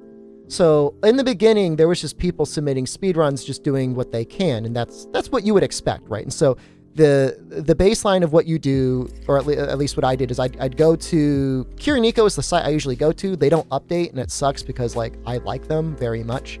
They haven't updated with the newest weapons, but they have all the weapons that matter for a speedrun. And you compare like what your options are. So for every weapon in the game, you're pretty much looking at either iron, bone, or there's either a Jagras or a Kulu upgrade. Every weapon, and some people don't realize this, and actually I got this from one of my viewers, Zach, the Unknown Cold. He said, hey, did you ever notice every single weapon has either a Jagras or a Kulu upgrade? Now, those upgrades are not always good, but sometimes they are. And sometimes they're like really, really, really, really good. In fact, the Kulu hammer upgrade, let me just pull it up right now.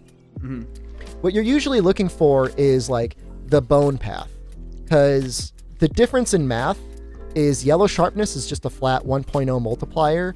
Green is only 1.05. So 5%, like if you've got like 200 or 300 raw matters. 5% when you've got 100 raw is not that big of a deal, especially with rounding, you know, and depending on the weapon, like you might get 1 extra point of damage. Sometimes it depends on what you're hitting. And like, so like the Bone Bludgeon 3, which is what I would get after Pookie Pookie, is 120 raw, assuming I get good RNG. And RNG factors heavily into these runs on certain weapons. It's based off of like monster drops, right? Right. So the safest routes are, if I'm gonna, because I do every category. So if I'm doing a weapon category that can use a Jagras upgrade, Jagras is probably the safest and most least RNG dependent upgrade path I could hope to get. Even if I don't get Jagras, then I usually can get the medium monster bone RNG. If I really cared and I didn't get it, either the Jagras or the Pookie Pookie upgrade, I would just reset the run. But I hate resetting my runs, so I almost never do it anyways. So that's 120 raw. At that point in the game, you can have the Iron Hammer 2, I think. Maybe it's the Iron Hammer 3. Nope, Iron Hammer 2, only 90 raw. That's 30 more raw on the bone path as opposed to the iron path. So there's almost never a situation for melee weapons, and this is more or less consistent across the board, where you'd want to go iron path. The Kulu beak is 120 raw, so you can get this actually before you beat Pookie Pookie, plus 15% affinity, plus actually a really decent chunk of green sharpness. So it doesn't exactly, it's definitely better than the Pookie upgrade. it's actually almost good enough to nearly warrant it on the post-Anjanath upgrade, which for there to be an upgrade from a monster like Kulu that compares to an upgrade that is a monster after Anjanath is actually insane. So that's that's the sort of thing, like if you wanted world record for hammer, you would always reset after Kulu if you did not get it.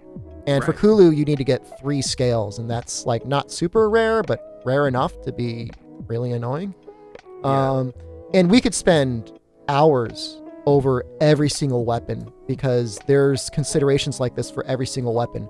Some of the most recent routing from Bo is from Dutch Potato. And he's like, we all know how broken elemental bow is, and we know how weird it would be to actually farm a monster in a speedrun, but the way he's determined it, it actually makes sense to farm Tobi Kadachi another 2 times from the story quest to not only get the max upgrade on the bow in low rank, but to also make like the Tobi Tacit for 1 point of thunder attack, which is really cute. If you get a female character, you get a little tail. It's really nice. And actually one of my best times is just being like full on fling my face against the wall with a low rank bow like that. So his routing is correct. And it's true. So those are the sort of things you find per weapon. Probably the biggest routing discovery for any percent. And I wish he spoke better English, because this would have saved Dutch Potato and myself a lot of time, is from Moss TKM, because he just sat down to really do the math on how to do track gathering in high rank.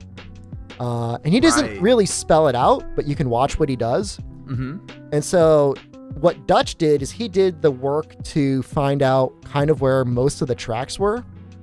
I took that, I refined it just a tiny bit, and then I found out the actual number of tracks you need for each Elder and for Pink Rathian. And that's what I did. That's what I did to make it a lot more consistent. So if you'll watch me doing a run now, I'll say like this is going to be a 2 cycle or this is going to be a 3 cycle, meaning that depending on which map spawns in, you're either going to get 8, 10, or 12 points for a given Elder Dragon. That's just an example, but 8, 10, or 12, you need 20 points. So if you get 2 8s, that's going to be a 3 cycle no matter what. If you get a 10, maybe. If you get a 12, definitely. Part of this also is if you're going to go for any percent world record, you technically need an Anjanath pelt so you can get the Ancient Forest camp, so that you can get up top a little bit faster, because the best Pink Rathian tracks are all in the Ancient Forest, and they all rely on that camp as well. So it's the sort of thing like, I love any percent runs because it's a way to play Monster Hunter World in a way that's actually challenging in a game that I would argue for many of us. I mean, speed runs, like the challenge is how can I play perfectly around every opportunity I'm going to get with a monster. But like if I threw in fully geared against, I don't know, a Rathalos, even if you were not in a speedrunning mentality, you would annihilate it. It would die. There'd be no challenge. It would be nothing at all compared to a fair fight. Yeah, and this sort of type of speedrunning puts you maybe on equal or maybe less than equal grounds versus a monster. I feel pretty strong in Colossal Task. Honestly, one of the routing, I think this was from Nico, was to make it's like a high metal upgrade after Zora 1. And in many cases, you don't use the armor skills at all, although the legs do have 1 point of heavy artillery. You just do it for the armor. And with that armor, Odo and Legiana can't one-shot you anymore.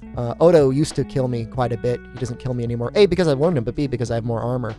So up the Colossal Task, like there's really not a lot of tension for me. It's like I'm racing against the time, but in a way it's like you're racing against RNG. Any percent, really from Nergigante on, it's scary because he'll two-hit you. And if you triple cart in any one of those quests, you're not obligated to kill the run, but I kill the run. So, Nergigante, I've got a lot of practice against Nergigante, so like I don't normally triple cart to him anymore. I used to a lot. Then we had the North American Championship, and I fought like 1,000 Nergigantes, so I think I understand him better. But, Teostra and Kushala, and rarely but occasionally Valhazak, and rarely but occasionally Xenojiva will still sometimes triple cart me. The issue with Xenojiva is if I got Fortify, like I want to ride those Fortify strats hard, man. I want to As get. well you should. I want to get an extra 20% raw power. just to kind of cinch it out at the end. It's not necessary, but if you can get it, you should use it. So these sort of speedruns, you're routing for weapon upgrades, armor upgrades, gathering tracks, and then what about resource gathering? Because now when you play the game on your main account, you have your farms fully upgraded, you have an unlimited supply of bombs and consumables. So are you routing for a specific? Maybe you grab a thunderbug here and then on your way to something. Oh yeah, no. Trapping is one of the greatest time saves in the game. I mean, you're saving anywhere between 20 and 30% of a monster's health that you would have to normally beat down, as well as 40 seconds on the timer when you trap them. Plus, you don't have to gather, so maybe you can grab some stuff that's around you anyways. Mm-hmm. So yeah, absolutely. I mean, I guess I take it for granted, but yeah, I mean, I always make sure to grab thunderbugs when they're available. Trap materials are almost never a problem anymore. There was a recent discovery on the PC speedrunning community, actually. That's where I found this route. I think from Yukyun. They found like an upper path to get to Jagras that gets you an extra 2 parashrooms, which I know might sound super lame. Like talking about like I'm like the biggest nerd, but that was actually huge because it makes it much more safe and much more consistent to not only get enough tranks for everything, but also have enough extra sleep herbs to get a sleep bomb off on Anjanath. So you're routing specifically to make sure to get as much spider webs, ivy, and thunderbugs as possible. And then you're also, when you're in the desert and in the Rotten Vale, you're also trying to get as much nitro shrooms, and then later on Devil's Blight. And then I think I'm the first one to start doing this. I've started to get gunpowder fish. I found a place where I can get gunpowder fish. This is a recent discovery. I don't think anyone else has done it. You can take it if you want. I don't mind. Okay. You can shoot your net. So like where you normally go to grab Devil's Blight, if you shoot your net like at a certain angle at the waterfall, they're like these little gunpowder fish sitting under the waterfall. You can get yourself an extra 2 large barrel bomb pluses. And like it's easy to take for granted if you've never done a speedrun before. But if you start watching things like the 3 ultimate speedruns that exist out there that are actual nightmare cases, bombs are used extensively and often and actually abused. Like 3U is the one game I'll never run because it's literally like Bomb Crafting Simulator 5000. Like that's all they do is craft bombs in that speedrun. So bombs help a lot. After Anjanath 1, the other Anjanath is in high rank, you can buy large barrel bombs. So there's almost never a situation, at least in the low rank portion of the game, where you shouldn't at least be dropping 2 large barrel bombs in a monster, if not large barrel bomb pluses. I mean, you got to compare that damage to what you're able to do with your weapon.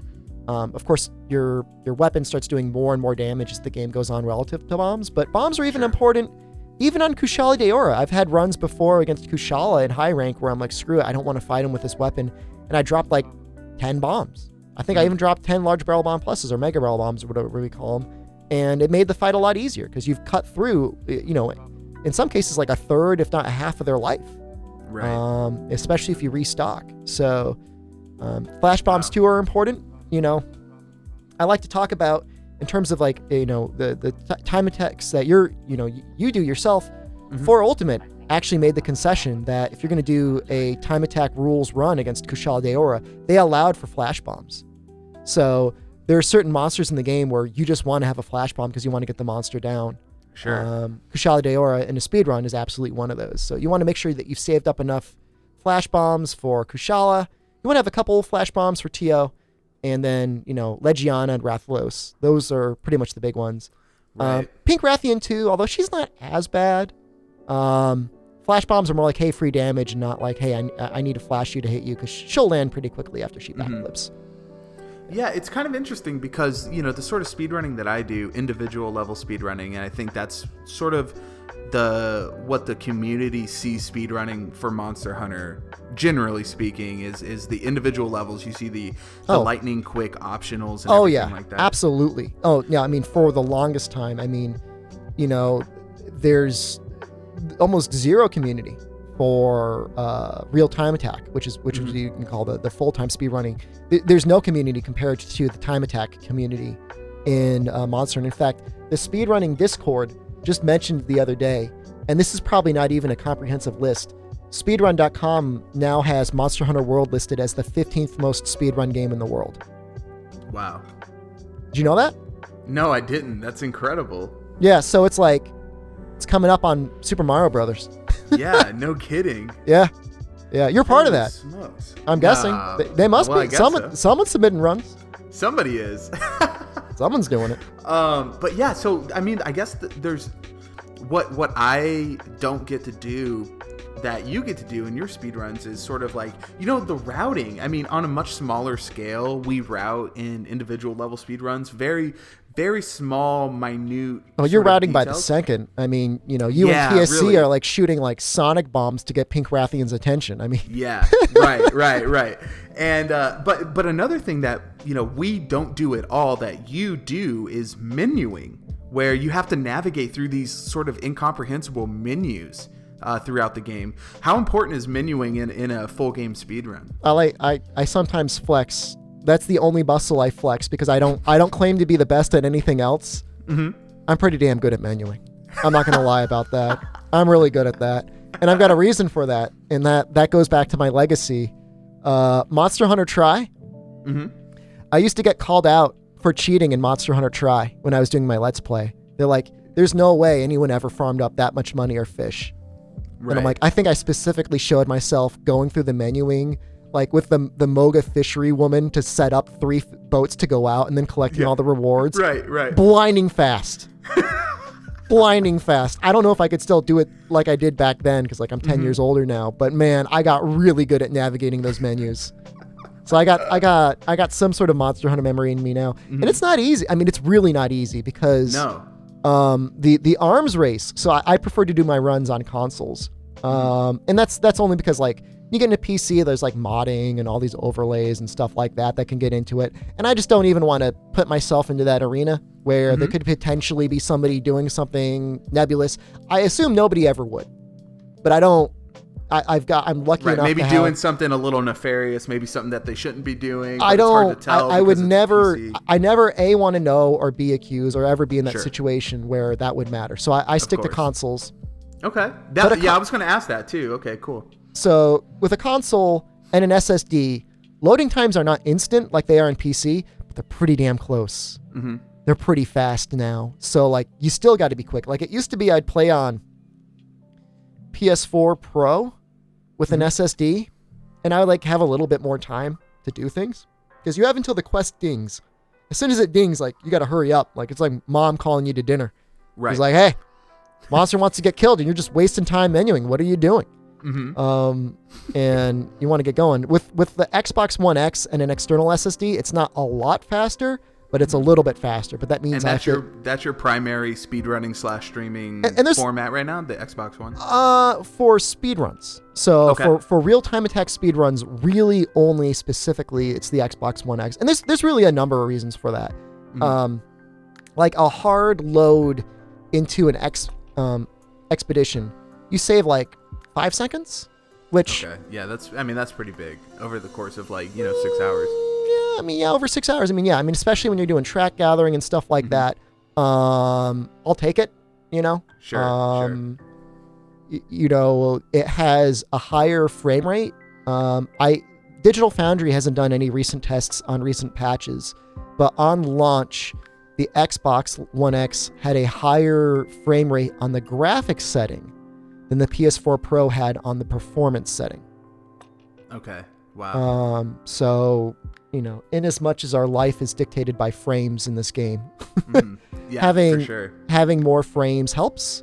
I don't think anyone has ever done the testing on console as much in between the Xbox One X and PS4, but we do know that on PC, if you're running at a higher frame rate, you can technically get more hits out. It's not necessarily because you're necessarily playing the game at a higher frame rate as you're able to buffer inputs quicker, we think. But there's some things you can do on PC that are impossible on console as a result of that. There's been some rumblings in the community about the PC speedrunning, and we don't exactly know why it is, but the PC is just inherently faster, right? It may be that it's running a little faster. It may be there's some logic tied to it. My guess, and look, I'm not going to put any stakes in this, is it's probably got to do with buffering inputs. It almost has to be. where the game's pulling at 60 frames or higher, and the consoles are just not. So for the longsword, you're able to buffer that hit out just a little bit faster than someone else otherwise.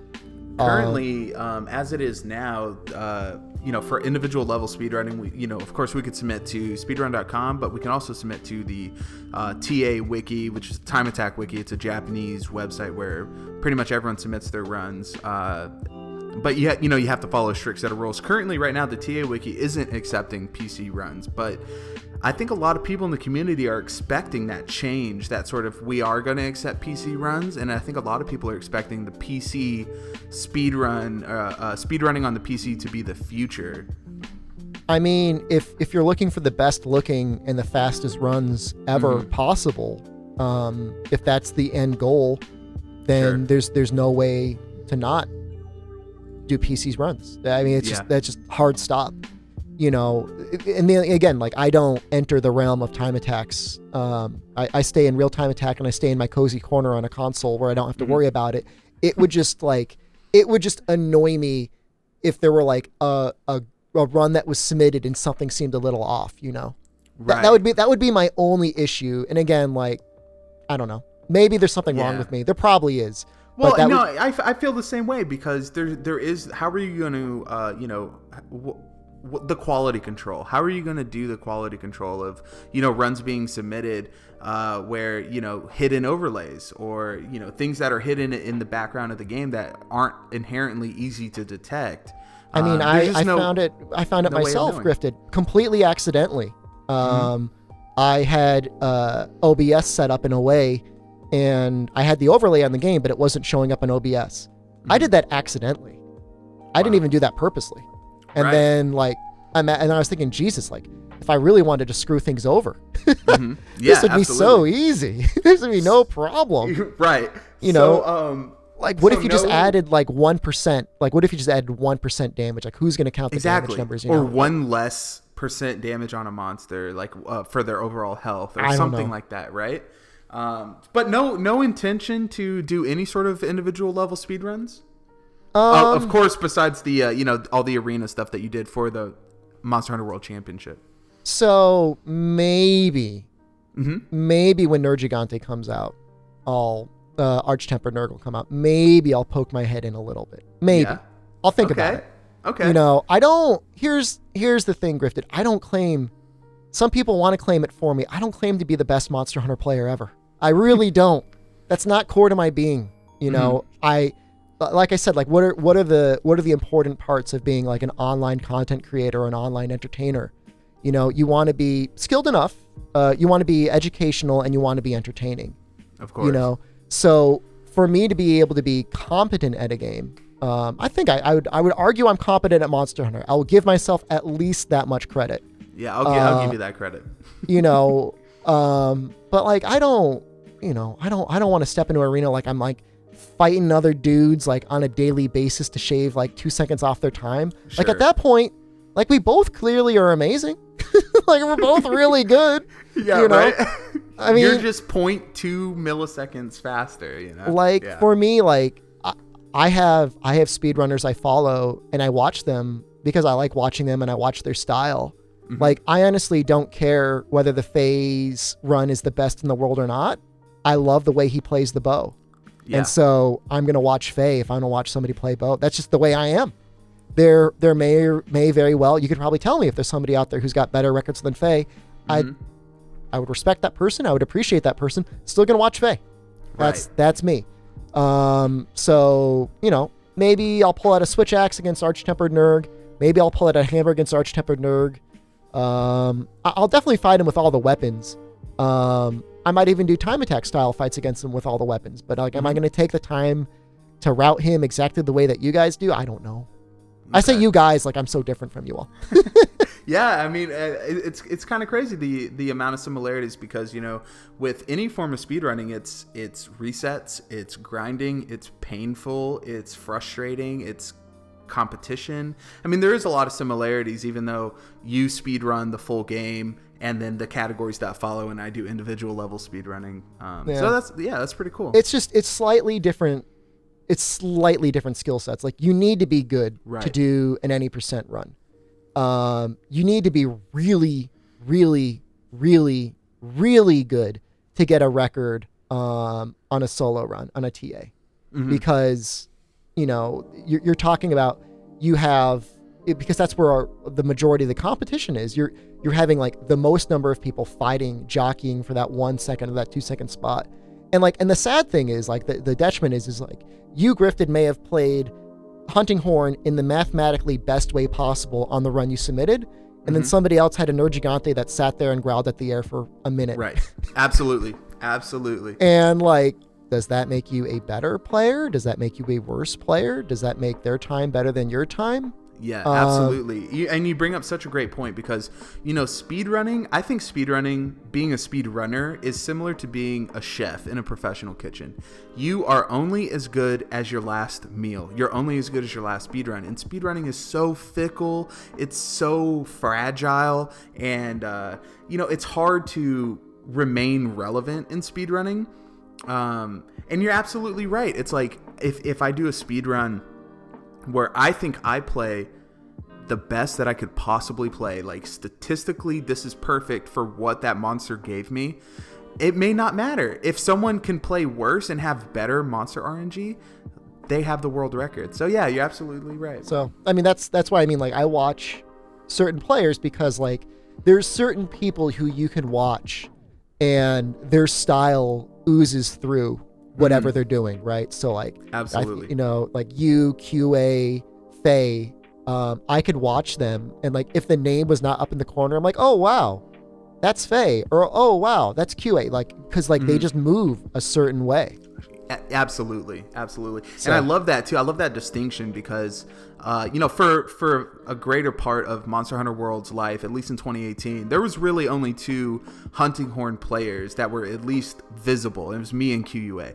And we have such distinct styles that if you remove the names and you just watched Q play and then you watch me play, you could tell that it was 2 different people. And I love that. I love being able to, associate with a style and watch someone because I like their style. Maybe it's not a world record run, but they bring that oomph to the run. It's still good to watch. I mean, and that's the thing. Like, I think it's important for all speedrunning content creators to remember, like, even if you're not setting a record, people love watching Monster Hunter and they love watching new content. Perfect case in point, Kanta still streams regularly on Twitch, still pulls in a huge crowd just watching him play the game because people like watching the way that he plays the game. Absolutely. And so like, don't, go for the best time. Like, of course, like when I do a speedrun, I want to go for the best time because like, look, I'm competitive like everyone else. I want the best time. But at the same time, like, realize, like, even if it's not a world record or a gold split or a PB or whatever, like, if you played really well, like, people are still going to have a good time. Like, so much crazy stuff happens along the way. Right. I had this one run where it's like, I kept, like, knocking Nergigante out of the air with, like, crystal bursts, and he fell into bombs and he blew up. I don't know. All I remember, it was, like, the ultimate self-own, and it was amazing, and it was really, really good. So, for speedrunners, like, also, like, maybe consider, like, doing weird things. Like, maybe somebody starts doing, like, the naked challenge. Like, let's start, for this week, we're going to start doing Dodogama naked with, like, I don't know, only 150 raw weapons or something like that. I don't know. Things that, like, you can actually bring the other monsters back into the scene again, or different ways to mix it up. Because, like, Dodogama Hunting Horn tail cut. Hell yes. Hell yes. So, like, I was like, laying down with my wife this morning. We're just talking. I'm like, man, like, summer's going to be scary because, like, we're waiting for Iceborne and World's been out for so long. I don't know what I'm going to do for content. But, like, at the end of the day, I'm like, I know, like, if we're just playing, if we're doing well, if we're having a good time, like, that's what people want to see. You know? That's it. That's just content inherently, right? Yeah, absolutely. Yeah. So, moving right along here, last year, you actually won. You participated in the Monster Hunter World Championship here in the U.S.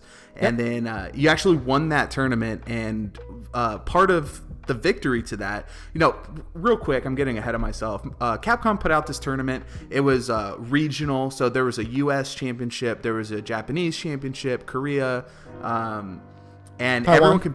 Taiwan, sure.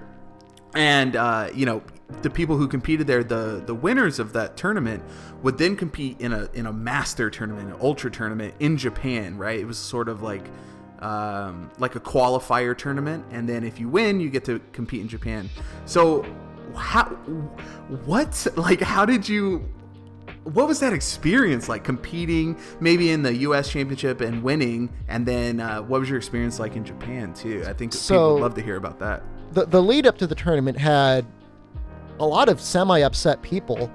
You could still probably see them in the YouTube comments like, why do you keep fighting Nergigante? Why? When are you going to fight another monster? This really sucks. And it is no exaggeration, Griffted, for me to say that I had never learned Monster Hunter like I do now. Like there's like pre-Nergigante and post-Nergigante in my life in Monster Hunter. I'm not joking at all. Like, that monster changed who I was. Right, because you and your partner Sam just grinded, right? Just grinded. Probably, I mean, like I said, like, I don't think, because they didn't all save, I don't think 1,000 is an exaggeration. I think about 1,000 Nergigantes. So that was probably about 250 a month. That was probably close to like, I don't know, like 50 a day, something like that, somewhere around there. I don't know. I mean, give or take. I mean, don't hold me to it, but somewhere around there. And like, you fight Nergigante, he's hard the first time you fight him. You grind out his gear and you never really fight him again. So you don't necessarily ever have to learn Nergigante because he doesn't really have the best equipment in the game. Sure. But when you have to fight him for a tournament, you gotta learn Nergigante. Right, and like, it's not even you gotta learn Nergigante. You gotta learn Nergigante with objectively worse equipment. See, they had a Korean tournament, I think it was a Korean tournament, where their qualifier was Nergigante, but they had like a much more powerful switch axe, I think, with high-grade earplugs. Okay, right. So they didn't have to roll any roars. And I'm not saying like Nergigante's roar is super hard to roll. It's actually kind of easy, but not having to roll that. Like, the whole point of speedrunning in general, or arena time attacks in general, is like scripting it, right? So how are we going to do this fight in a way that we could reproduce this over and over and over and over again? And like, for me, like, I'm the sort of player who, like, I will get better slowly, but I'm like pretty consistent. Like, I'll take that like I'll either take that as a compliment or an insult if you want to say like, Shepard, you always play pretty much the same. And that's true. And maybe because I'm older, or maybe it's the way I've always played games, but like, I'm slow to change habits. Sure. So I would slowly learn how to play against Nergigante better, but I didn't necessarily have enormous spikes up or down. Right. Sam's a little different. Sam's a ball of energy where like, he would have some fights, he would do amazing. And then he would have some fights, I may as well brought a potato and just set it on the controller. Just like why, like, just let me solo it, dude. Like, just stay back. And that's just like people. Like, that's like, I can't talk very, skillfully about sports or anything like that. But like, there's a sports psychology thing where some people will like have peak moments where they will go way beyond the way they can play normally, and then like they'll have like way lows as well, right? Sure. So for him, it was a matter of like, just getting the concepts down, because like Sam was not, I didn't pick him, or we didn't choose to play together because he was necessarily the best in the world. He's a very active participant in the chat, and he had a passport. Right. I remember, and he was like, "Don't pick me, I don't want to go." And I'm like, "Okay, I'll ask around." I'm like, "Well, no one else wants to go, so I guess you're it." He's like, "All right, then, I guess we got to do this." I think I like asked Zebra. I'm like, "Zebra, you want to play with me?" He's like, "No." I'm like, "Oh, please, no." I think I asked Faye, like, "Faye, do you want to go?" He's like, "No, I'm from Canada." I'm like, "Damn it. Sorry, Faye, for doxing you." So it was just us, and it was just hard grinding. Now, the nice thing is I know a lot about Nergigante. I'm not going to claim to know more about Nergigante than anyone else in the world, but I know a lot. I know everything. I know everything he can do. I know every move he's going to do. I know he's going to do it. I'm going to know what moves I don't want him to do when he's in the arena. I'm going to know the moves I want him to do in the arena. If probably the only other thing I could really do, Griffted, at this point is start testing positioning and the mathematical odds for him to do each move depending on where you are position-wise, right? So, I mean, and you know this, like, depending on where you're standing from a monster, they'll do different attacks. Sure. That's probably the only thing that I did not test to its nth degree. Not that we really had time for that, but I think that probably if like you put me in a time chamber for another 90 days, I would have figured that out by the end, and it would have been because I mean, it was a pretty strict time constraint too, leading up to the U.S. championship and the Japanese championship. Well, we had a lot more time for the Japanese championship, but we didn't have a lot of knowledge. So it was like 5 weeks going up to the championship. And every day we'd like check in, and like one of our barometers of how popular it was going to be is whether or not you could still buy like the passes to compete in the tournament. Yeah. They never sold out.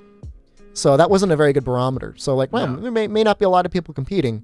And it was only until very close to the tournament where I think even TSC and Fumetto signed up. Outside of that, we had a bunch of people from my channel, my Discord came as well. We had like, you may have saw that we had shirts. There was like 8 of us with shirts there. Yeah, Omnitoad was there. A bunch of the Social Dissonance alumni were there. Oh yeah, no shout outs to. And actually comprised most of the top 8 of the U.S. tournament, if I remember. Oh, we all placed in the top 8. Yep, or at least top 10. But at least top. Shout out to Lady Amatsu, you're awesome. Yeah, she's a wonderful person, very smart, very good. And everybody played well. I mean, you can't. I mean, look, you place top 8 in a national tournament, you know, if it were a worldwide tournament, it would be different. But if you place top 8 there, very, very good. Very awesome. You know, it came down to really us versus TSC because like they put in the most time, TSC and Fumetto. And like, look, if it was best 2 out of 3 or 3 out of 4 or 3 out of 5 or, 5 out of whatever. Yeah, because it was just a one and done. Right? I'm pretty sure they would have won. And especially like, I don't know what happened to Fumetto's controller. That's like, if you want like Monster Hunter sports controversy about what happened to his controller and why he kept sheathing his weapon. My theory, I think he squeezed the controller too hard. I don't know. But I never really asked him what he thought happened. But I think if you squeeze the controller, you start running, and that causes you to sheath your weapon. That's my guess. I don't know. But I mean, of course, TSC Fumetto, some of the absolute undisputed best speedrunners. Amazing. I would argue TSC was just on your most recent version of this, by the way. He sure was. Whether he knows or not, I'll skip a little ahead to the Japanese trip. He is probably one of the best known speedrunners in the entire world. Easily. Yeah. They love him. They love him over there. Well, I mean, as we saw from the Hong Kong tournament, right? Aerial Greatsword. No, he's a legit celebrity for that. I mean, I would not be surprised to see some. I don't know what his thoughts are, but I wouldn't be surprised to see some changes to Greatsword going into Iceborne. I don't know. Yeah, and I'm pretty close friends with TSC, and we go over like our YouTube analytics and everything. Yeah. And, sometimes we meme in the Discord and all that, but I mean, no joke. I mean, over half of his audience comes from the East. They love TSC they love content. It. They love it. Absolutely. I mean, that was the first thing after me and a team from Taiwan sat down. That's what they talked about. They talked about him and his aerial greatsword. Now, the English skills across the board were low, but the one thing that we could all agree on was that aerial greatsword was kind of amazing. Yeah, absolutely.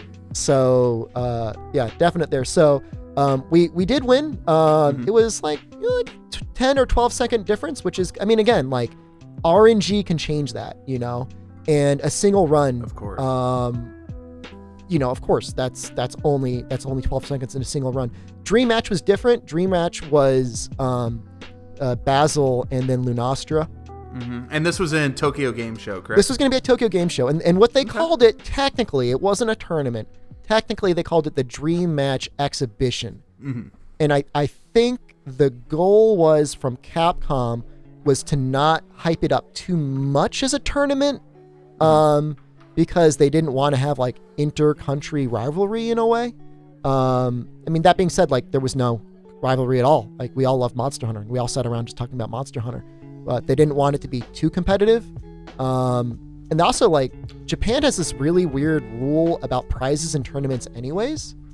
So I'm not sure if you noticed, and I don't want to skip ahead too much, but like the prizes for winning in Japan were basically nothing compared to the prizes winning literally anywhere else. you know. Sorry about that. That's My okay. wife was leaving the door. So like winning the U.S. championship, you get this like really cool, I think pretty expensive watch, and then Yeah, right. more or less expense paid trip out to Japan. Which for anybody that's a fan of Monster Hunter, you probably also like Japanese things as well. So that was pretty great as well. So no, we went, landed. I'll tell you, man, jet lag. Landed in Narita. Yeah. Oh, you probably know better than me. Yes, landed in Narita. Got interviewed by some TV station on our way out, which I think is a common thing there. I hear that they usually park like TV crews out in airports, just interviewing people that are landing, just saying, "Hey, what are you here? What are you doing?" And I asked them if they heard about Monster Hunter, and they said no. I'm like, wow, you're kind of weird for being like a little out of the loop there. You're a little out of the loop for being in Japan and not knowing about Monster Hunter. Yeah, it's when like every pachinko parlor has a Monster Hunter game. Yeah, isn't that strange? Like that is strange, is. right? Is that I'm not stereotyping. Like it's the most popular game over there, isn't it? Doesn't it outsell literally everything? Yeah, it's 100% the most popular. At least in my experience. I mean, when I was there, the big thing was Attack on Titan. That anime was coming out. So if you walked into a 7-Eleven, you would either see like Attack on Titan, everything, Attack on Titan vodka, razor blades, whatever, and then the other half of the store would be Monster Hunter, and I'm serious. Well, I guess that crew was a little out of loop. But anyways, landed, really we were actually practicing Basil up until the very end. Mm-hmm. Double hunting horn, correct? Double hunting horn, yeah. And gotta say, similar to Nergigante, kind of helped me really appreciate and learn hunting horn. I wouldn't say we played it perfectly, but we did really well. I think we got third. Third best time with the hunting horn against Basil, and like second was not far away. First was a leagues away. I mean, sure, and that's team. Agent. Yeah, so, Team Agent, which are is like crazy. It's the portmanteau of their names. So Agent is composed of a little bit and George. So like A, George, and then I don't know. I think NT's supposed to be for Narita. I don't know, but something like that. And a little bit was the winner of the Double Cross Championship in Japan. It's like the national tournament in Japan for Double Cross. Right. George, the winner of the Cross Tournament in Japan for the national tournament in Japan. Both arenas. And when I asked George, hey, what do you like to do in Monster Hunter? And he says, arena time attack only. I mean, These guys are killers. I'm like, do you know, I'm like, I'm trying to like, inflate my own ego a bit. I'm like, oh, you ever check out any real-time speedruns? Arena, time attack. Heard of Social Dissonance or what? No. Arena, time attack only. It's the only English words he knew. Oh my days. I mean, these guys were killers though. Yeah, absolutely. Oh yeah, no, they were at the slate. And like, here's the thing. Arena is an even stranger version of time attacks in that, of course, like knowing your weapon is a granted. Mm-hmm. The actual essence of Arena is how smart are you, because it's a puzzle. Right. There's a puzzle. They've given you all of these tools across these weapons, some of which may seem like they really suck, but there is going to objectively be some sort of weird combination between two weapons that will likely create the fastest possible time out of everything, barring weird RNG. Sure. So and that's part of the fun, right? Like trying to figure out what combination is going to work. Fun. Yes, it is fun. Loosely. Let's use fun, except when you're dumb. When you're not as good as the smart guys. Yes, it's fun up until you get smashed. It's still fun. But so they did a novel combination. I believe it was Insect Glaive Hunting Horn. Everything had a hunting horn. We're the only ones that did double hunting horn. Okay, shout out to you guys then. It was good though. I mean, it worked out really well. So I'm not sad about it at all. Lunastra, we never really found a groove for Lunastra. I mean, Lunastra's tough. Yeah. Well, I mean, RNG, Blue Flames aside, her flying in the air, all that. I think they ended up winning Heavy Bowgun and Sword and Shield. We went Double Charge Blade. Double Charge Blade in the best times of everyone's routing, we saw got like low 2, like 215 or something like that. I think Luna flew twice for us. And Sam had a hard moment where he didn't land an SAED, but we still finished it around 3 minutes. Yeah.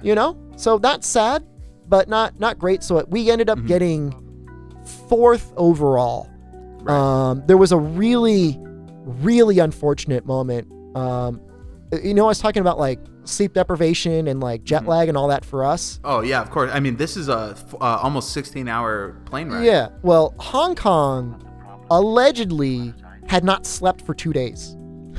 Oh my days. I don't know what they were doing, but they didn't sleep. They didn't sleep for 2 days.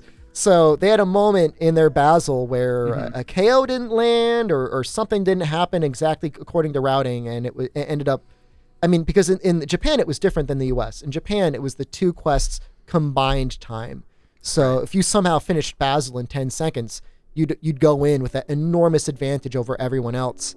All I know is that their Basel time was so rough that whatever ended up happening with Luna, we still ended up getting 4th, which feels bad. You don't want to come ahead of somebody due to them playing poorly. You want to come out ahead you want to come out ahead because you played really well. Of course. So I could feel pretty good about our Basel. We could have used a lot more brain power on our Luna for sure. Or just, because again, like the concept of arena time attacks is like, if you're doing it in a real-time environment, you need to build it in an even more scripted way. And that's what's popular now in a lot of time attacks that I'm noticing. It's like, how can I script this fight so it goes exactly how I want 100% of the time? So down to the flinch and the position and the attacks the monster's going to do based on my position. That's what you need to do. And that's actual champions of national Japanese tournaments come up with when you put them together. They scripted the fight. I'll tell you what, we watched that. My wife and I, we were following both the U.S. and the finals, and we were rooting for you guys. And I thought you guys played great, and it was awesome to see someone participating. And it just sort of makes sense that it was Social Dissonance, who's been this figurehead of the community for so long. I will take the compliment. It still confuses me. like I said, like I know I'm good. I know I'm good. I'll take that, but I don't necessarily like put myself in that sort of position where like I can be so much better than everyone else. And I don't want to put myself there. Like I said, like my goal at the end of the day is like, I want to make this game more accessible to people. I don't want to put myself in my frame of mind where like I'm going to be better than someone else at this game, because I don't want to talk down to people like that. I've been in this community for way too long, and I've seen where it can go on either end, and I just know what end I'd rather be on. I'd rather be in the end saying like, look, I know what I'm doing may look impressive at times, but it's certainly something that I could teach you how to do, where you could do yourself as good, if not better than me. You know? And I think being that inspiration for so many people in the community, a Cantor, Zebra, me, I mean, everybody, Gaijin Hunter, all these people that you inspired and maybe content creators have pulled from and been inspired by you. I mean, that is just like, I don't know, that's better than being better than everyone else, right? Like I tell, I have some people in my Discord who are hunting horn players, and they grew up watching my hunting horn guide, and now they're, leagues better than me. Shout out to Olga, shout out to Amadeus. But whenever they get a world record, I tell them, I'm like, oh great, I have another world record under my belt, because your world record is my world record. Hell because yeah. Without me, you know. So I can claim everything for myself. Yes, nice. That's what it's all about. I'm fine. I'm totally fine with that. That is more than fine. I mean, oh my god. That's the best part though. That's the best part about Monster Hunter. So many more people are getting into it now. Right. Yeah, and we're so lucky to be in a sort of a period of growth for Monster Hunter, and I'm so happy that you're back in the spotlight and you have all the success. You're a full-time streamer, man. And I just want to say thank you so much for being a part of this, I don't know, conversation. No, you're very welcome. I mean, I'm of course very happy and very grateful that I'm able to do what I can. I mean, it's a lot of work. Full-time Twitch streaming is a lot of work. But if it's the sort of thing you're passionate about and you want to do and you can do it, I mean, then why not? I mean, the best part is, at the end of the day, like your success and your failure is your own, Right. And I like that. I like that when I'm able to do really, really well. It gets seen. So absolutely, that's nice. and super well deserved, man. Yeah. And one more time before we close it out here, go ahead, tell the people where they can find you. So main Twitch channel, twitch.tv/SD Shepard. youtube.com/social dissonance. We try to do a pretty good job of uploading most of the Twitch VODs up to YouTube, so if there's ever anything you want to see, you can check it out there. Weird story. You know what my most popular video is now? Send it. No, I don't want to send it. I want it to be buried. What is it? This is the problem with YouTube analytics. It's some trash tier greatsword speedrun I did for Colossal Task before I had any routing done. And yet it is like the #1 most recommended video on my channel. Right. Don't watch that. Watch anything else. Please, if any of you want to help in any way, just watch anything on my channel other than that. Start the analytics in another direction. Okay, man. Well, thank you so much for doing it, man. It's been a pleasure. No, I love it too. No, thank you. Thank you for interviewing me. Thank you for bringing me out here. Thank you for doing this. This is great. I mean, this is the sort of stuff it's like, you don't think about it, but there are people out there, legends in the Monster Hunter community, who've done so much, and my mind immediately goes to like one of the people I watched a ton, Mazirion, who, he doesn't have this, right? And I would love to hear his thoughts and his story and his experiences and what he did in his time in Monster Hunter and how he contributed to it. I mean, not only that, and like, who are the next guys? You'll be there hopefully to capture their thoughts and preserve it somewhere, digitally up on the internet. Hopefully. Yeah, absolutely. Yeah. All right, man. Well, thank you so much. And I guess we'll close it out here.